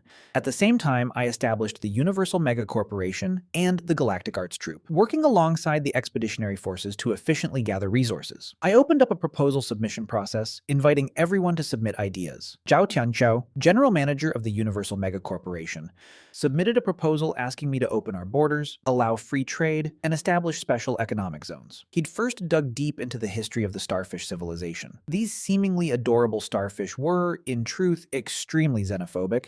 They'd once carried out orbital bombardment against a naive, unsuspecting human-like civilization and wiped them out entirely. He then laid out his corresponding plan. First, he proposed, we build canning factories and power plants on the starfish homeworld. While the starfish are hooked into our power grid generating electricity, we process them into canned food and sell it across the entire galaxy, wiping them out through commerce. Reading his proposal, I couldn't help but sigh in admiration. Truly, the ruthlessness of a born capitalist. But it was also exactly right. I approved the whole thing. At the end, Zhao Tianqiao had written, I believe death shouldn't be the end, and it shouldn't have to be. In our rigid way of thinking, once a heretic dies, we assume they can no longer create value for us. But the world shouldn't have to stop at death. Why can't heretics keep working for us even after they die? After witnessing the miracles among the stars that you, our great leader, have shown us, I'm convinced we can achieve this. But I'm not a researcher, so I don't know how long it would take to make this real. I'm simply offering a suggestion. If you, leader, find it worth considering, I would be deeply honored. If it can be achieved, I propose we first pilot a post-mortem employment center on our power-generating planet, then, following the same model as the Starfish canning plan, draft an eternal employment contract and roll it out across the entire galaxy. It was signed, Zhao Tian. Bring Zhao Tian to me. I want to speak with him myself. At once, my leader. Zhao Shui hurried off. Watching all this unfold, the viewers back on Blue Star were completely stunned. A post-mortem employment center forced to keep working even after death. My god, how does anyone even come up with something like this? They don't even get the basic right to actually die. Good thing I'm pure-blooded human. At least I've got this eternal employment contract going for me. What kind of universal mega corporation is this? More like a universal mega nightmare. I can only say the matching system in this game is absolutely broken. Any heretic who gets matched into Lin Mohan's session is truly blessed. And any pure-blooded human who gets matched into the same session as Lin Mohan and manages to stay pure-blooded the whole way through is blessed too. Yeah, it's just a shame about all those Dragon Nation players who died heroically fighting to protect pure-blood humans back in the day. If only they'd gotten matched with Lin Mohan instead.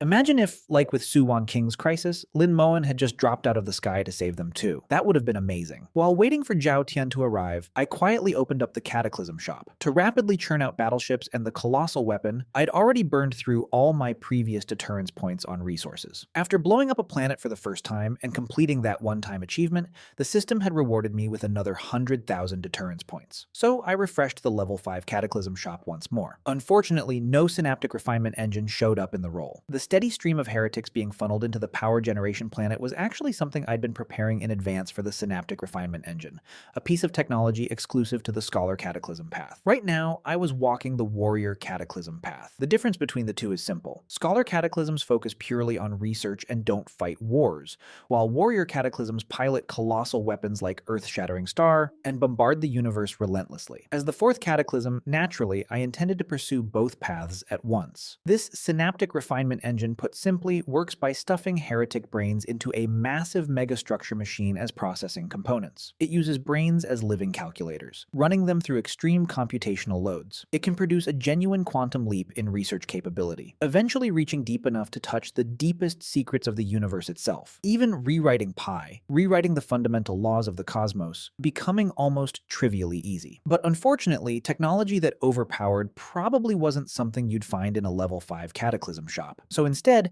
I approved Zhao Tian's plan to establish the Post-Mortem Employment Center. In truth, Zhao Tian's very existence had been engineered by me from the start. Since I couldn't get my hands on the synaptic refinement engine yet, I'd redeemed the delicious gene modification technology behind the starfish canning plan instead, along with necromantic technology related to the Post-Mortem Employment Center. And I was the one who'd proposed founding the Universal Mega Corporation in the first place. That's how a talent like Zhao Tian came to exist. It was basically like buying a machine, and the system sending someone over to install it for me. But of course, the viewers back on Blue Star had no way of knowing any of this. They genuinely believed the Federation had just organically produced a new talent. The Human Federation spent a full month preparing for the Great Expedition, mostly on selecting talent and drafting detailed plans. If we wanted to efficiently conquer the entire galaxy, we couldn't afford to rush. Without enough innate and acquired Star Saints, efficiency would suffer drastically. During that month, under the coordination of the Universal Mega Corporation's general manager, the Starfish Canning Factory produced its first batch of irresistibly addictive canned starfish products. Now it was time to find buyers. Meanwhile, every other plan was proceeding smoothly and methodically. To make sure our war had proper justification, the Grand Marshal filled an entire notebook with reasons to declare war. Things like, citizens of our Human Federation have gone missing on your planet, and so on. This was a requirement I'd personally set for him. It aged the young Grand Marshal, who'd only just passed the third-generation gene trial, several years in the process. Late at night, racking his brain over it, he'd sometimes wonder if he should just resign the post. But he understood this was the leader's way of training and cultivating him. Soldiers didn't technically need a reason to declare war, but if someone could fill an entire notebook with justifications anyway, it meant their way of thinking had genuinely transformed, which, in my eyes, made them an acquired Star Saint. This was the direction every citizen of the Human Federation was striving toward. Those who couldn't match the naturally gifted innate Star Saints had no choice but to work as hard as the Grand Marshal did, studying diligently, and only that effort earned them the right to make their mark in this galaxy. A month later, I stood once again on the podium, facing a fleet so vast it blanketed the sky and 13 billion citizens of the Federation, ready to deliver my mobilization speech officially launching the Great Expedition. That's when something unexpected happened. After receiving the message, I frowned slightly. Then I turned to address the 13 billion citizens. Just moments ago, I received some infuriating news. Our research vessel encountered a group of hideous heretics emerging from a mysterious wormhole. They came piloting their prized battleships and then issued a threat over ship comms. They called us, humans, the heretics. My fellow citizens of the Federation, tell me, how should we respond to something like this? My words instantly ignited the entire Federation. The response came back as one thunderous, unified roar of fury. Kill, kill, kill! No way. Some heretic with a death wish actually called humans the heretics? What a total reversal of logic. You Dragon Nation people are such hypocrites, honestly. Try seeing it from the heretic's perspective for once. Lin Mohan basically is the heretic if you think about it. Oh, so you're admitting you're the heretics now? And we can't relate to that mindset even a little bit. Good. I can feel your fury and I can feel your resolve for war, I continued. According to reports from our intelligence officers, these heretics call themselves the Chosen People, and this marks the very first time they've emerged from their wormhole. That means their homeworld civilization exists somewhere deep within an unknown wormhole.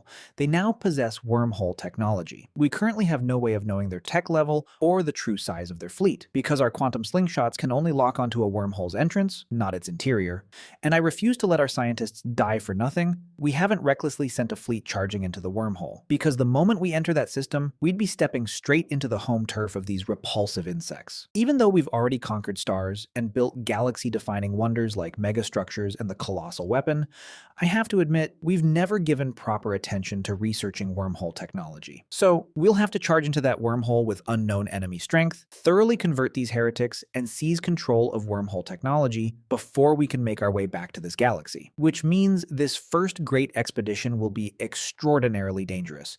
There's even a chance some of us won't make it back. Will you back down? I asked seriously. We fight to the death. We will not retreat. The roar of 13 billion Federation citizens shook the heavens.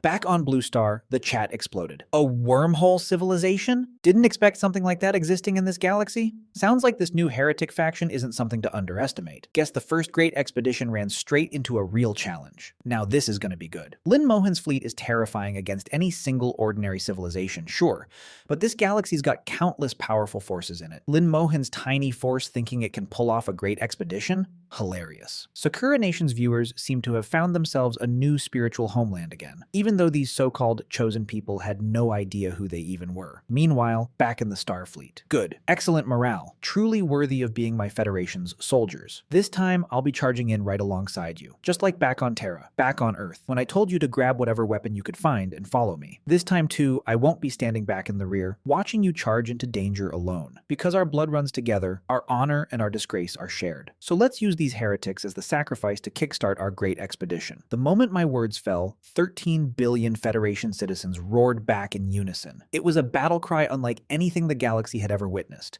Watching this unfold, watching my resolve, the Dragon Nation viewers back on Blue Star felt something stir deep inside them. That familiar feeling was back. It felt just like back when Linmoan and Earth, leading 4 billion pure-blooded humans, clashed against the mongrel heretic invaders. Everything felt like it happened yesterday. So vivid it was like reliving it in real time. 12 days on Blue Star, 12 years among the stars, and look how much had changed. No National Fate game had ever reached a scale like this before, let alone in just 12 years. Meanwhile, back among the stars. Then let's make this quick, I said. Soldiers of the Federation, heed my command. Follow me into battle. With my order given, the Human Federation's fleet launched from the unified system. And finally, my entire fleet was revealed in full. One colossal weapon, Earth-shattering star. One Sky Dragon. 10 Titan-class super battleships. 20,000 battleships. 200,000 escort ships. A fleet so vast it blotted out the sky, advancing in full force toward the wormhole system. Watching this scene unfold, the viewers back on Blue Star were left utterly speechless. Wait, hold on, buddy. You could have mentioned you had a fleet this big from the start. Damn, I actually thought this was going to be some death-defying last stand. This feels like straight-up bullying at this point. 20,000 battleships,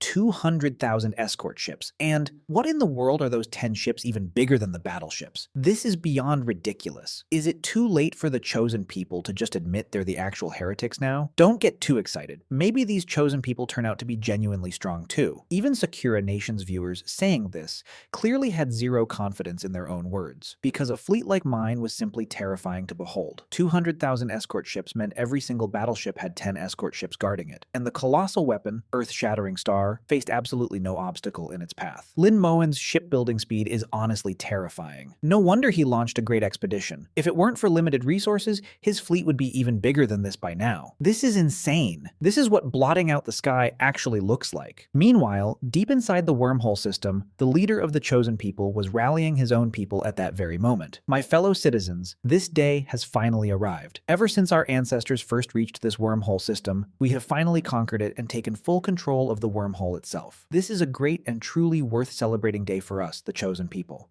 We've long dreamed of the world beyond, and we know countless enemies await us out there. That's exactly why we've spent all this time stockpiling our military strength.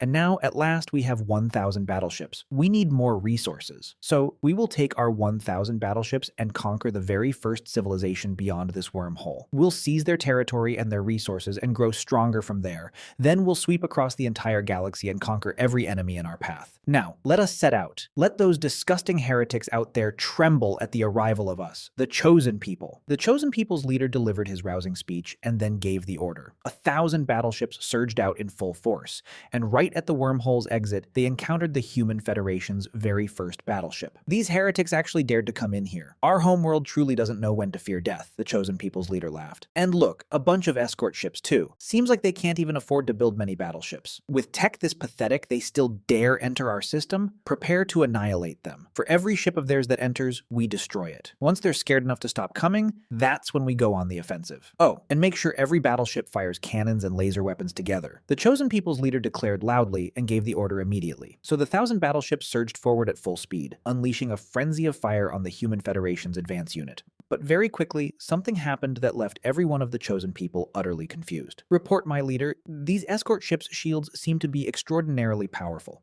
Our ship cannons can't penetrate their shields at all, his aide reported, his expression turning grim. Switch to shield-piercing disintegration weapons, the chosen people's leader ordered, somewhat surprised but not overly concerned. The 1,000 battleships switched weapons and unleashed a whole new volley of fire. But this volley, armed with shield-piercing disintegration weapons, was completely blocked outside the shields as well. The penetration effect effect was utterly useless. It didn't even dent the escort ship's shield energy in the slightest. "Report, my leader. Our disintegration weapons aren't working either." The aide's voice finally carried a hint of panic. Meanwhile, my battleships and escort ships kept appearing, one after another, advancing with unstoppable momentum. How is this even possible? The Chosen People's leader couldn't wrap his head around it. Back on Blue Star, the Dragon Nation viewers, upon seeing the actual number of the Chosen People's warships, burst out laughing uncontrollably. Sakura Nation's viewers turned pale with fury. Moments ago, they'd been fawning over the Chosen People. Now they immediately flipped to calling them useless. And here I thought they'd be seriously strong. Turns out it's just 1,000 measly battleships. He'd better have another fleet somewhere. By the way, is Lin Moen's shield and armor tech really that insane? These Chosen People are flying actual battleships,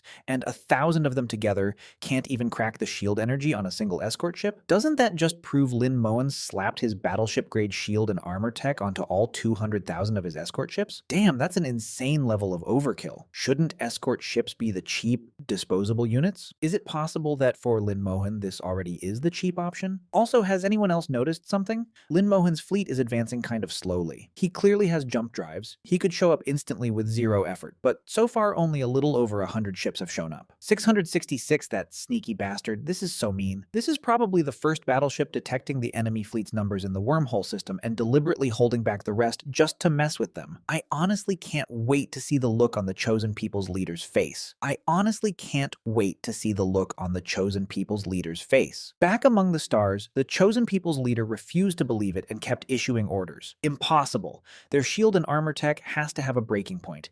Keep increasing firepower. So the 1,000 battleships launched yet another wave of bombardment. This time, every single ship cannon fired without holding anything back. But once again, they couldn't even crack the shields. And still, ship after ship kept advancing.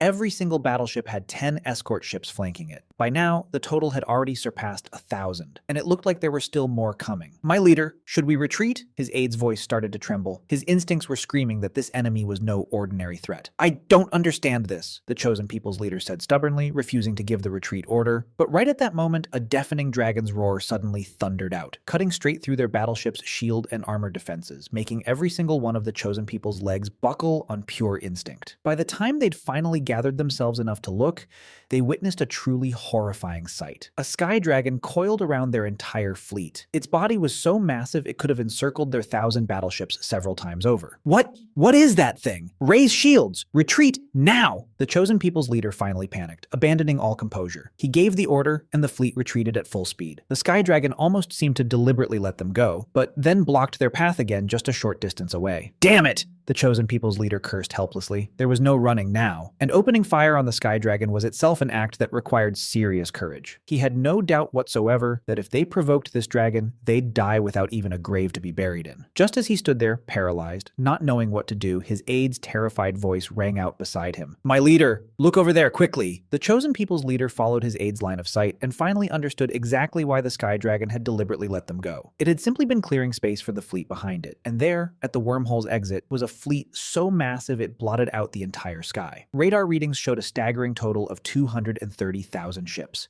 Every single one of the Chosen People froze in place, too terrified to move, too terrified even to speak. In that moment, the Chosen People's leader recalled the rousing speech he'd given his people before setting out, and finally realized just how much of a fool he'd been. He had once led a fleet that unified the entire wormhole system, facing no rivals anywhere within it. He'd naively assumed that whatever powerful forces existed beyond the wormhole would probably be just like him, civilizations that had merely conquered their own home system. He figured the gap couldn't be too enormous, and even if there was a gap, he could always grow stronger step by step, carefully and patiently. But never, not in his wildest imagination, did he expect to run straight into something this terrifying the very moment he stepped out of the wormhole. Surprise? What a shock indeed. Ha! The Chosen People had been scared to tears.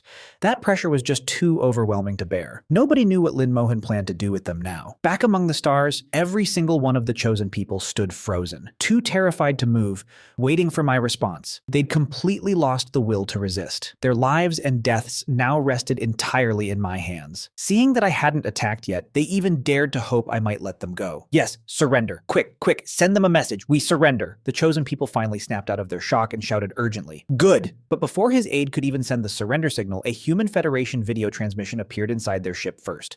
On screen, I stared at the Chosen People's leader with cold disdain disdain and asked flatly, "You said we were the heretics before. Well, now I'm standing right in front of you. I'll ask you one more time. Are we the heretics?" But the chosen people's leader didn't answer my question, because he couldn't understand my language. Still, he felt my fury clearly enough. His legs immediately went weak, and he dropped to his knees, babbling out a stream of desperate words. The reason viewers back on Blue Star could understand everyone and chat freely across every nation was thanks to the power of the stellar game itself. But here, in the actual star world I inhabited, none of that translation magic existed. The linguist who'd first been assigned to make contact with the chosen people rushed over anxiously. "My leader, this is my responsibility. Allow me to relay your words to them right away." I just nodded, though all my enthusiasm had already drained away. Damn, that really killed the mood. We'd gotten so used to watching these live streams that we'd honestly forgotten, inside the actual star world, languages don't just magically translate. The livestream broadcast has that ability, sure,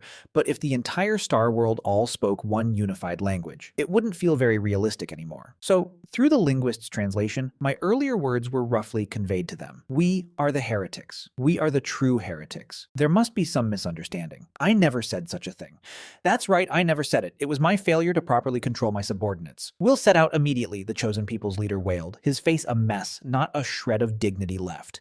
Killing them outright would honestly be letting them off far too easy. Since they were guilty, they could atone for it instead. "Head to their homeworld," I ordered. "Convert their entire population into slave laborers. Have them mine the wormhole system's resources and build us a new colossal weapon, the Termination Cataclysm. Let these alien scum look up in awe at our achievements and witness our galaxy-shaking wonders for themselves. They would serve as slave labor at the colossal weapon construction site for now. But once the Termination Cataclysm was completed, I'd use that very weapon to erase them entirely.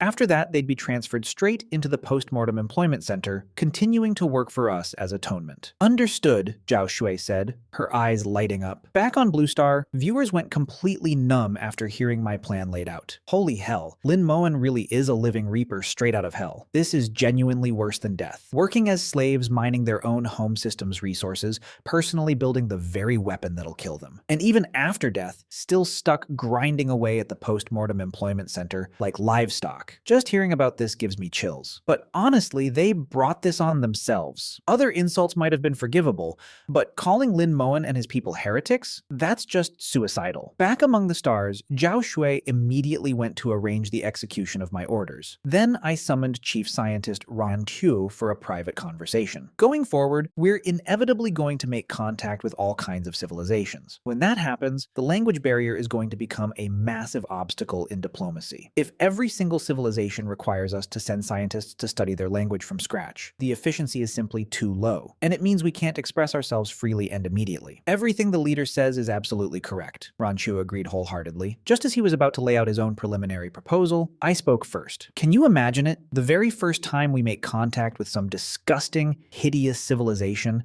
and we can't even immediately hurl the filthiest, most vicious insult at them, and have these ugly heretics fully understand every word of it. If you were a soldier out on the front lines, wouldn't that feel unbearably frustrating? Especially now, right as our age of great expedition is just getting started. This is an urgent matter. Our frontline soldiers are absolutely going to need this. So here's what I want from you. In the next generation of gene serum we're about to release, I want this problem completely solved. If you personally don't know how to curse, then go collect every vicious insult and slur ever devised specifically for use against mongrel heretics. And remember, something like, 'How's your mother doing?' I said seriously. That's a phrase humans use as a normal greeting among ourselves. It absolutely cannot be used on mongrel heretics because the context is completely wrong." "Understood," Rancho said, his face a mix of shock and something like genuine honor. Because this counted as the leader personally using that kind of language directly at him for the first time, which, in a sense, made him the only one out of 14 billion Federation citizens to receive that particular honor. If he still had a mother,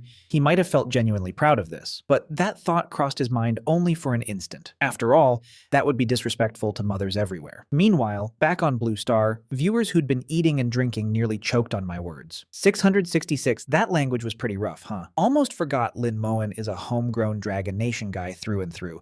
Of course he knows how to curse. It's basically part of our cultural heritage. And besides, it was just him and Ran Chu there. No other citizens around, so no worries about setting some kind of bad example. Gotta say, Lin Moen actually has a point here. If you can't even properly curse out the heretics when you see them, what kind of state of affairs is that? Killing them is one thing, but if you can't even humiliate them or insult them properly first, then killing them just doesn't feel satisfying enough. As Federation leader, Lin Moen can afford to stay classy and composed, sure, but the poor soldiers on the front lines of the Great Expedition must be dying of frustration. Rare to see Lin Moen get this down to earth. Though, honestly, was he ever not down to earth? More like down to the underworld, am I right? After Ran Chu received his orders and left, Zhao Shui finished briefing everyone on her own tasks and returned to my side. Once the matter of the chosen people was more or less settled, I rallied everyone once more. The Great Expedition officially began. One colossal weapon, earth-shattering star, 10 titans, 20,000 battleships, 200,000 escort ships, split into 10 separate routes. Each Titan-class super battleship came equipped with 2,000 battleships and 20,000 escort ships as escort. They brought along a massive contingent of research vessels, engineering ships, colonization ships, ground troop transports, plus scientists and ground soldiers. Using the quantum slingshot, I launched toward star systems our research vessels had already thoroughly scouted in advance.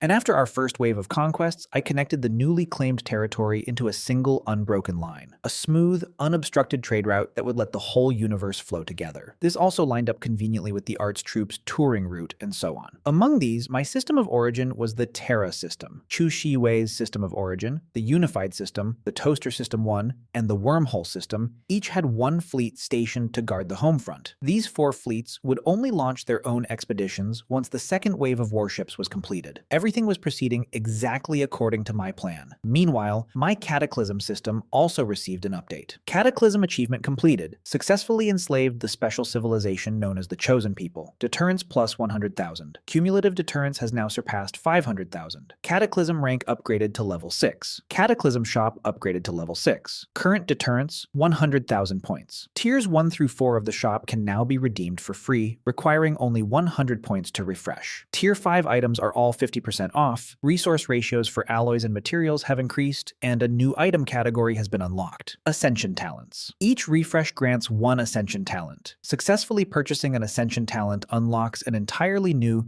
deterrence generation template, which does not conflict with your Cataclysm avatar. Oh, an entirely new deterrence template. My eyes lit up. Now this was something valuable. This meant I could finally diversify how I generated deterrence points. Still, this level 6 Cataclysm shop was precious stuff. This, in fact, was the real reason I'd decided to launch the Great Expedition in the first place. Most garbage tier civilizations only ever provided about 1,000 deterrence points. Occasionally, a slightly stronger one might give up to 10,000, but truly special civilizations remained frustratingly rare, and most of the famous ones out there were either too dangerous to provoke or simply too strong to beat. Take the L Stargate, for example. I hadn't dared activate it at all. There was no guarantee it would spawn something loyal to me for 5,000 years like a little gray alien. If it spawned something like an Ashbone Storm instead, that could easily mean total annihilation for my fleet.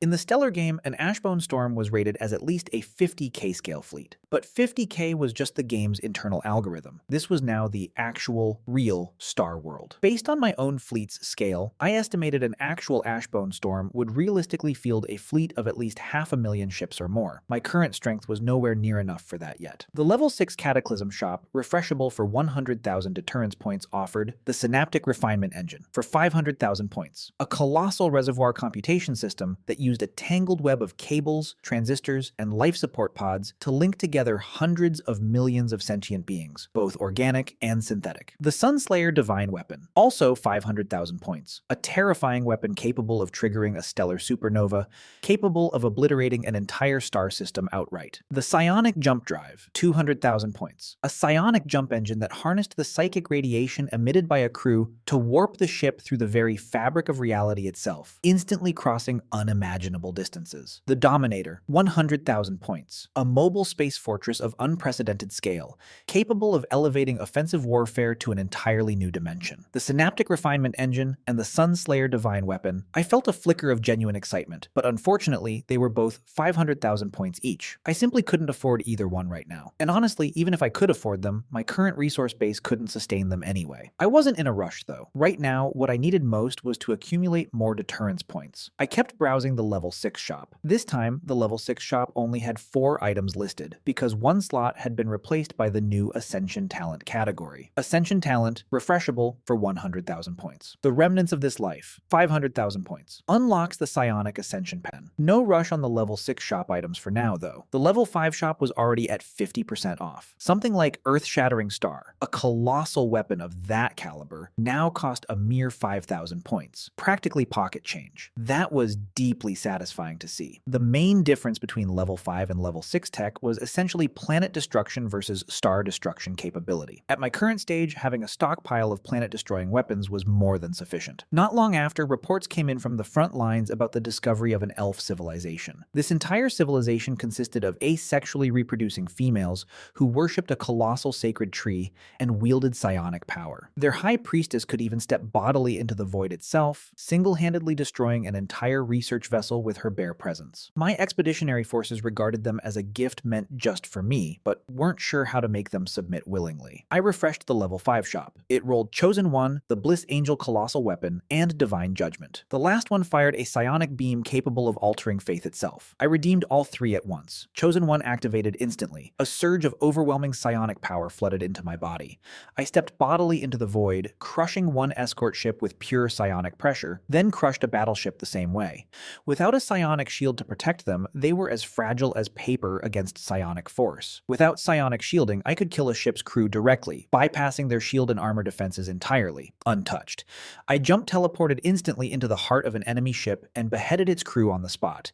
Psionic power, too, followed a strict hierarchy of ranks. Great Overlord tier, Void's Whisper, End of Reincarnation. Half tier, Vessel of Longing, Journey of Life, and so on. First minor Overlord tier, Achgi, including entities like Hollow Pinpoint, Golden Illusory Dream. T2, Chosen One, Divine Envoy. T3, Psionic Adept. T4, Psionic Practitioner. T5, Psionic Past Life. And I currently stood one rank below the T2 Overlord tier, the very top of that bracket. I granted Su Wanqing the power of a Psionic Adept. Su Wanqing used her psionic force to crush a natural satellite the size of a moon into dust, without producing so much as a single shockwave. Psionic force blocked out everything else entirely. I, too, could shatter a moon with ease. A moon isn't anywhere near your actual ceiling, I told her. I had Su Wanqing organize the construction of the Divine Judgment Colossal Weapon, while I personally rode the Sky Dragon straight toward the elf civilization. After granting the Sky Dragon the power of a psionic adept as well, its speed increased dramatically. We arrived in mere moments. I used psionic power to mask my presence and quietly observed the sacred tree, and quickly uncovered the truth. The sacred tree was actually an ownerless evolution device, a converter of sorts. It drew the purest psionic energy from the void, gathering violent and malevolent psionic energy just outside its boundary, and once it accumulated enough, condensed it into a newborn elf. But because the elves were born from something so pure, they instinctively rejected all other forms of psionic energy, which made their population growth agonizingly slow. The elves had always searched the void for a god of their own, hoping to break free of their own limitations, but had never succeeded. Well then, why don't I just become their god myself? I unleashed the psionic power of a chosen emperor, and the entire elf civilization shuddered in response. Do you want power? My voice echoed inside the mind of every single elf. As the fourth cataclysm, I can grant you power, but you must have faith in me and follow me. Do you accept? I will mark your souls with my sigil. The moment any of you turns against me, I will know instantly. High Priestess Jiayu agreed without a shred of hesitation. One by one, the elves opened their souls to me. I branded my sigil onto every single elven soul. Then I consumed the sacred tree and revealed the truth to the elves. This sacred tree gave birth to your civilization, but it has also been the very thing chaining you down. To break free of that cage, I needed to consume this tree and become your new sacred artifact myself. From this moment on, I am your true home. Wherever I stand, that will be your homeland. High Priestess Jiayu bowed deeply before me. From this day forward, you are our sacred artifact, our belonging, our home. No matter where across the sea of stars we may wander, wherever you are, that will forever be the eternal homeland of the elf civilization. Beams of light wove together and converged, and the power of their faith surged into my body. The sacred tree was consumed, and my psionic power surged dramatically upward. Even scientist Wan Yao, who was present, was left left utterly dumbfounded.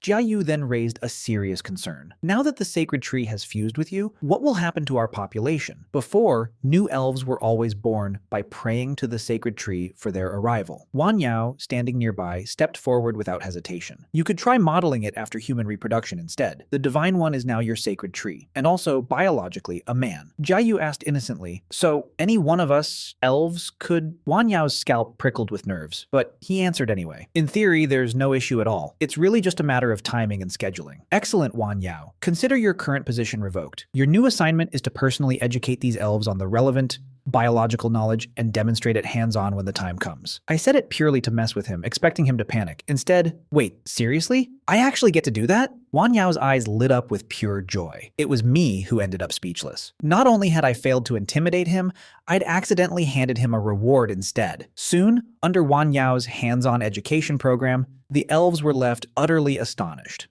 I basically took a vacation at the elf civilization's expense. The elves became the perfect crew for operating the fleet's psionic jump drives. I selected 100 elven psionic adepts to keep by my side, each one linked to a network of 1 million elven souls apiece, the most efficient method of psionic resonance there was. Afterward, I appointed Jiayu as planetary governor and put Wan Yao in charge of an entire star sector, overseeing psionic research as its chief administrator. After the Federation's expeditionary forces swept through over 100 star systems, the entire enemy camp banded together with the alien civilizations to form the Star Sea Heretic Coalition, spanning over 1,000 star systems, and officially designated the Human Federation as a galaxy-wide cataclysm. Every single player from every nation on Blue Star, without a single exception, joined the coalition. They'd all chosen to start as alien heretic civilizations from the beginning.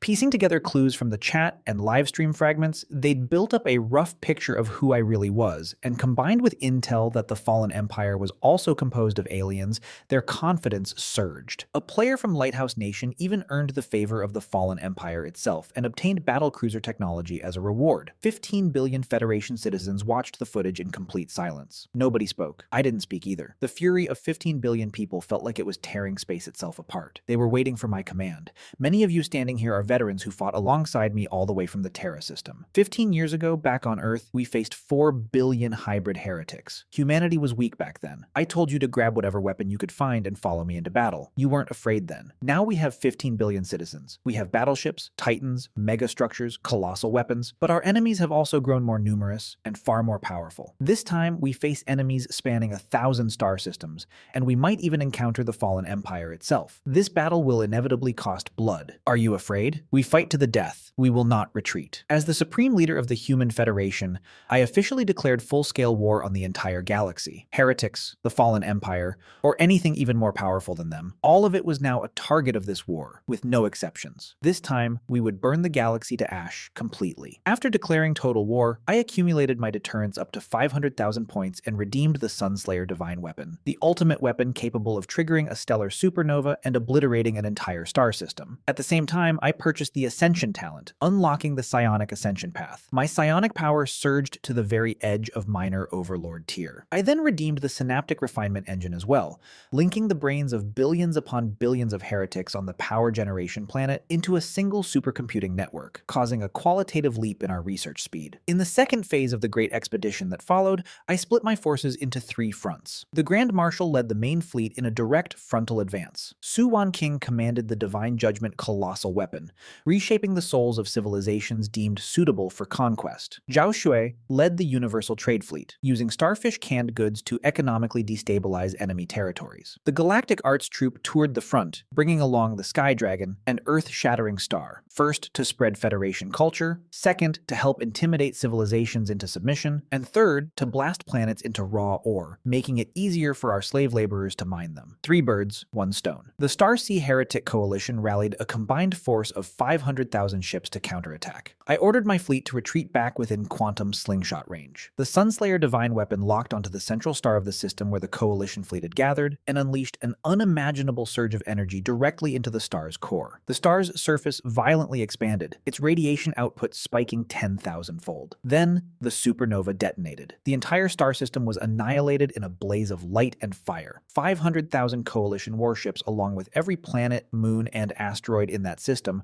were reduced to absolute nothing in the supernova's flames. Half of the Starsea Heretic Coalition's fleet was vaporized in a single instant. This event, broadcast across the galaxy via scout ships, stirred ancient, long-dormant powers from their slumber. 4 fallen empires awakened simultaneously. These were the oldest civilizations in the galaxy, their technology far surpassing that of any younger empire. Each fallen empire possessed at least 20 battle cruisers and several thousand battleships, and each had awakened for a different reason. Some sensed the Sunslayer weapons sacrilege against the stars themselves. Some were disturbed by the psionic disturbances rippling through the void. Others simply woke because the galaxy's power balance had been shattered. But they all shared one target: the Human Federation. Together, they issued an ultimatum: unconditional surrender within 6 months, hand over all megastructures and colossal weapons, and submit to their judgment, or face a war of total extermination. We couldn't win this fight outright. Each battlecruiser alone was roughly equal in combat power to 100 of our battleships.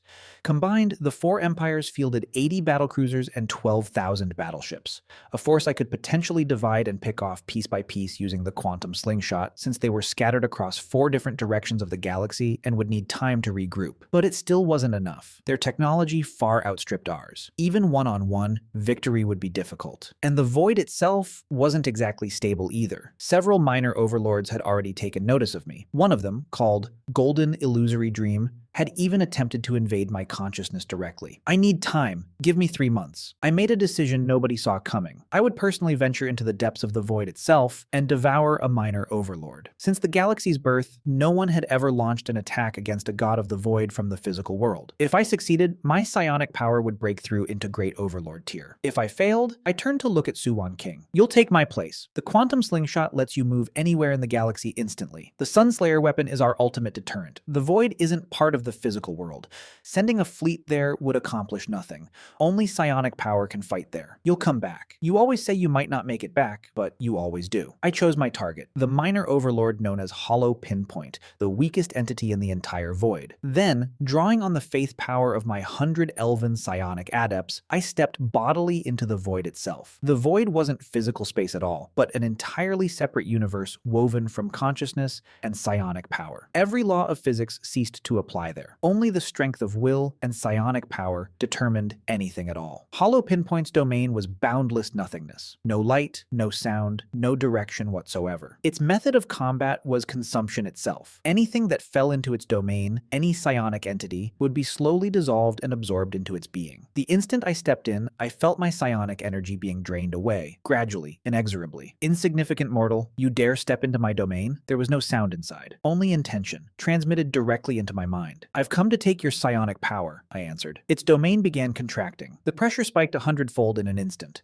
My psionic shields were being consumed at an alarming rate. The conventional path would have meant centuries, millennia of cultivation. But I didn't have millennia. System: convert all remaining deterrence points into psionic energy. Conversion confirmed. Current deterrence: 230,000 points. All points will be converted into a psionic burst. Warning: this action is irreversible. Do it. 230,000 deterrence points transformed instantly into a surge of overwhelming psionic power, like detonating a supernova inside the void of nothingness itself. A gaping breach tore open in Hollow Pinpoint's domain. Then I became a flood of golden psionic energy and surged straight into its core. 2 wills collided head-on. Mine had been forged through 15 years of conquering the galaxy. Hollow Pinpoint's was nothing but eons of lonely accumulation within the void. It didn't even understand what conquest was, or what humanity was. And that ignorance became its fatal weakness. I forged 15 years of memory into a spear of pure psionic force. The roar of humanity's very first declaration of war back on Earth. The crushing pressure of 10,000 escort ships lined up for the first time. The blue light of the quantum slingshot tearing space itself apart. The terrible beauty of a planet shattering beneath Earth-shattering star. The overwhelming moment when 15 billion people rose as one, refusing to retreat even in death. To an entity that had never once experienced any emotion in its entire existence,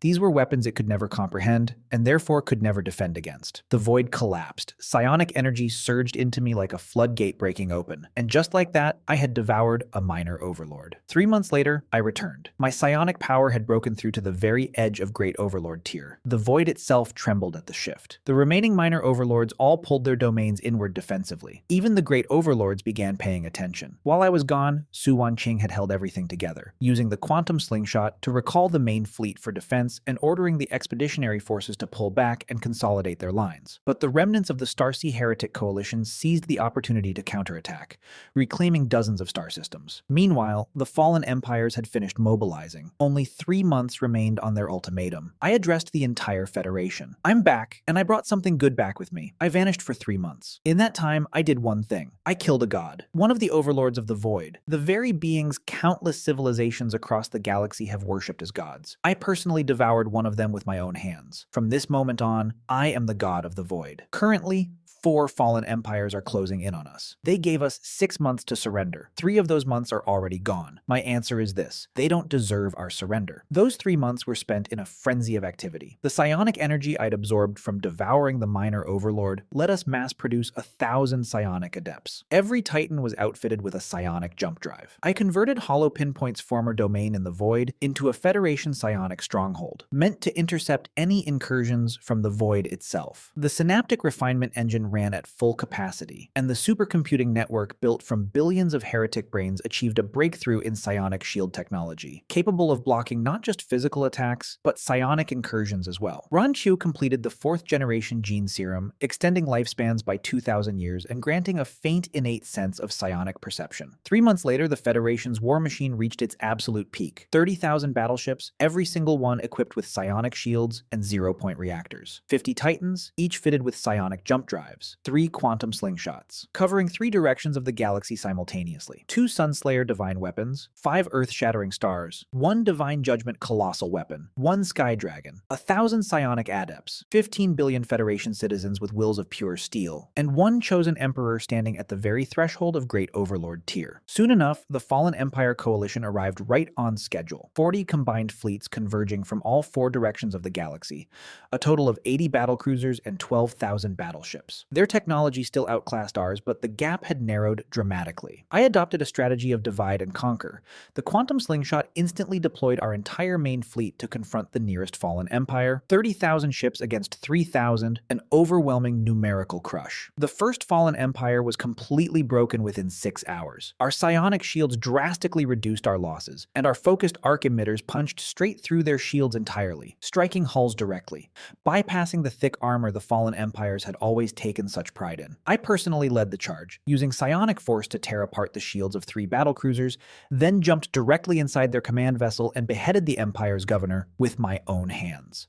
The first Fallen Empire fleet was completely annihilated. The quantum slingshot activated once more, teleporting us instantly to the second Fallen Empire. They tried scattering their fleet to avoid a concentrated wipeout, but the mobility granted by our psionic jump drives far outclassed anything they had. 50 Titans split into 10 groups and hunted them down, each group backed by 3,000 battleships. They were wiped out within 2 days. The third Fallen Empire attempted to retreat, but the Sunslayer divine weapon had already locked onto their homeworld's star: surrender or annihilation. Unsurprisingly, they chose to surrender. The fourth was the Sanctuary Guardians, wielders of psionic technology and their own divine judgment colossal weapon, devout worshippers of a great overlord of the void. This battle was the bloodiest of them all, fought simultaneously on 2 fronts: the void and reality. The Sanctuary Guardians' psionic warriors clashed brutally with the Federation's elven psionic adepts, while our titans fought a full-scale physical battle in parallel. The Federation lost 5,000 battleships and 300 psionic adepts, the greatest loss I'd suffered in 15 years of campaigning. But I personally shattered the psionic core of the Sanctuary Guardians' High Priestess,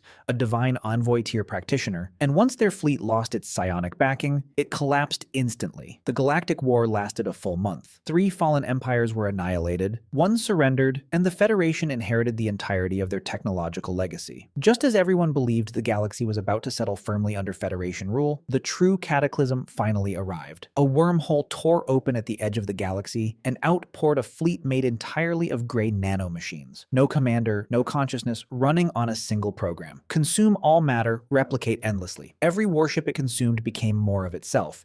Every planet it consumed spawned an entire new fleet. The first wave numbered 500,000, and the rest grew exponentially from there. The remnants of the Starsea anti-heretic coalition bore the brunt of the first strike and were completely consumed within 3 days. The very alien civilizations that had once boasted they would wipe out the Federation now proved as fragile as paper in the face of a true cataclysm. The Silicon Tide had no emotion, no fear, no desire. It didn't accept surrender, didn't understand threats, and would never negotiate. It did exactly one thing: consume. I immediately convened an emergency war council. The Sunslayer weapon could destroy an entire star system, but the Silicon Tide was spread across the entire rim of the galaxy. There was no single concentrated target to strike. Zhao Shui pointed out that psionic power was useless against them, since they had no consciousness, no soul whatsoever. Jia Yu, standing nearby, added that their replication rate already outpaced our rate of extermination. In 6 months, the Silicon Tide's numbers will exceed 10 million ships. What if we use Earth-shattering star to clear out infected systems one by one? Su Wanqing suggested. Too slow. And besides, we can't possibly blow up half the galaxy. Everyone fell silent. I stood alone at the command center's floor-to-ceiling window, staring out at the stars. Conventional methods couldn't win this. The only real solution was to find the original source code deep within the wormhole, the very first nanomachine ever created, and rewrite it. The Silicon Tide might look chaotic and directionless, but it had to have a single point of origin somewhere. Crossing the wormhole to reach the Silicon Tide's point of origin would require defenses stronger than any warship ever built, and destructive power greater than any weapon we possessed. My Cataclysm system immediately flashed a new notification. Galaxy Tier Cataclysm event detected. Special mission triggered for the Fourth Cataclysm. Terminate the Cataclysm. Mission reward: rewrite one fundamental law of the universe. Mission condition: the Cataclysm host must personally terminate the galactic cataclysm and rewrite a universal law. This was territory that could only be reached at the absolute pinnacle of the synaptic refinement engine's development. And now it was sitting right in front of me as a mission reward. But the condition was crystal clear. I had to end it personally. Not a fleet, not the colossal weapons, just me. I found Su Wanqing and told her my decision. I would personally enter the Silicon Tide's wormhole myself. Are you out of your mind? That's the Silicon Tide's own nest in there. I have psionic shields. The Silicon Tide can't consume a psionic barrier. I don't need to fight all of them. I just need to find the source and rewrite it. I told her the worst case scenario. If I didn't come back, Su Wanqing would become supreme leader, with full command over the quantum slingshots, the Sunslayer weapons, and command authority over the entire fleet. All of it would transfer to her. Then I stepped bodily into the void, alone, and flew straight toward the Silicon Tide's wormhole, wrapped in 100 layers of psionic shielding, each layer alone strong enough to withstand a battlecruiser's full broadside. This was power I'd only gained after devouring the minor overlord. At the wormhole's entrance, the Silicon Tide's density was so thick it blotted out all light. Countless gray nanoparticles surged like a living, writhing mass. Sensing my approach, they swarmed together in a frenzy, and my shield's outer layer began eroding almost immediately. I accelerated and charged straight into the wormhole. Inside, space and time were warped beyond recognition. No up, no down, no direction, only endless gray. The Silicon Tide had built a vast network here, every nanomachine acting as a node, sharing information, resources, and objectives. I used psionic perception to search for the source, and finally located it at a folded point in space-time deep at the wormhole's core. It was a sphere barely a meter in diameter, floating in the void, its surface gleaming with a strange silver sheen, utterly unlike the Silicon Tide's usual gray. This was the original code, the very first Silicon Tide nanomachine ever created. The moment I drew near, it sensed the threat, and the entire wormhole's Silicon Tide swarmed toward me at once, the density so overwhelming that my shields began peeling away layer by layer. I gathered every ounce of my psionic power into my right hand, not to destroy it. If I destroyed the original code outright, the millions of already replicated Silicon Tide warships might scatter into disordered, directionless nanoparticles, causing an even greater catastrophe. In the end, I chose to rewrite it instead. Psionic energy flowed into the original code. This wasn't a physical action at all. It was an act of will reshaping code itself. The chosen emperor's psionic power could touch the fundamental nature of anything with structure, whether it was an organic soul or the deepest instruction set of a nanomachine. 30 layers, 20 layers, 10 layers. I rewrote the core directive from consume all matter, replicate endlessly, to cease, reclaim, return to zero. The very instant the last layer of shielding shattered, my rewrite completed. The original code flickered, its silver glow shifting to blue, and a single command pulsed outward from the depths of the wormhole, spreading through the entire Silicon Tide network. Across the galaxy, Silicon Tide fleet's mid-consumption of planets simply stopped. Nanite factories mid-replication shut down. Silicon Tide vanguards advancing toward Federation territory slowed, halted, and then began breaking apart. They were dismantling themselves, every nanomachine executing the new directive, reclaiming matter, returning everything they'd consumed, shutting themselves down. The gray tide receded. The wreckage of consumed planets was released back, unrecognizable, disfigured, but at least no longer being devoured further. Silicon Tide warships crumbled one after another into silver dust, drifting slowly through the void of space. The entire process took 7 days. The Silicon Tide vanished completely from the galaxy, and I vanished along with it. Su Wanqing waited by the quantum slingshot for 7 days. Zhao Shui kept watch at the monitors for 7 days. Jiayu searched the void for 7 days. 15 billion Federation citizens held their breath for 7 days. After the Silicon Tide disappeared, the wormhole began to collapse. On the 8th day, the wormhole sealed shut completely, but no one emerged from within it. I had vanished, but I hadn't died.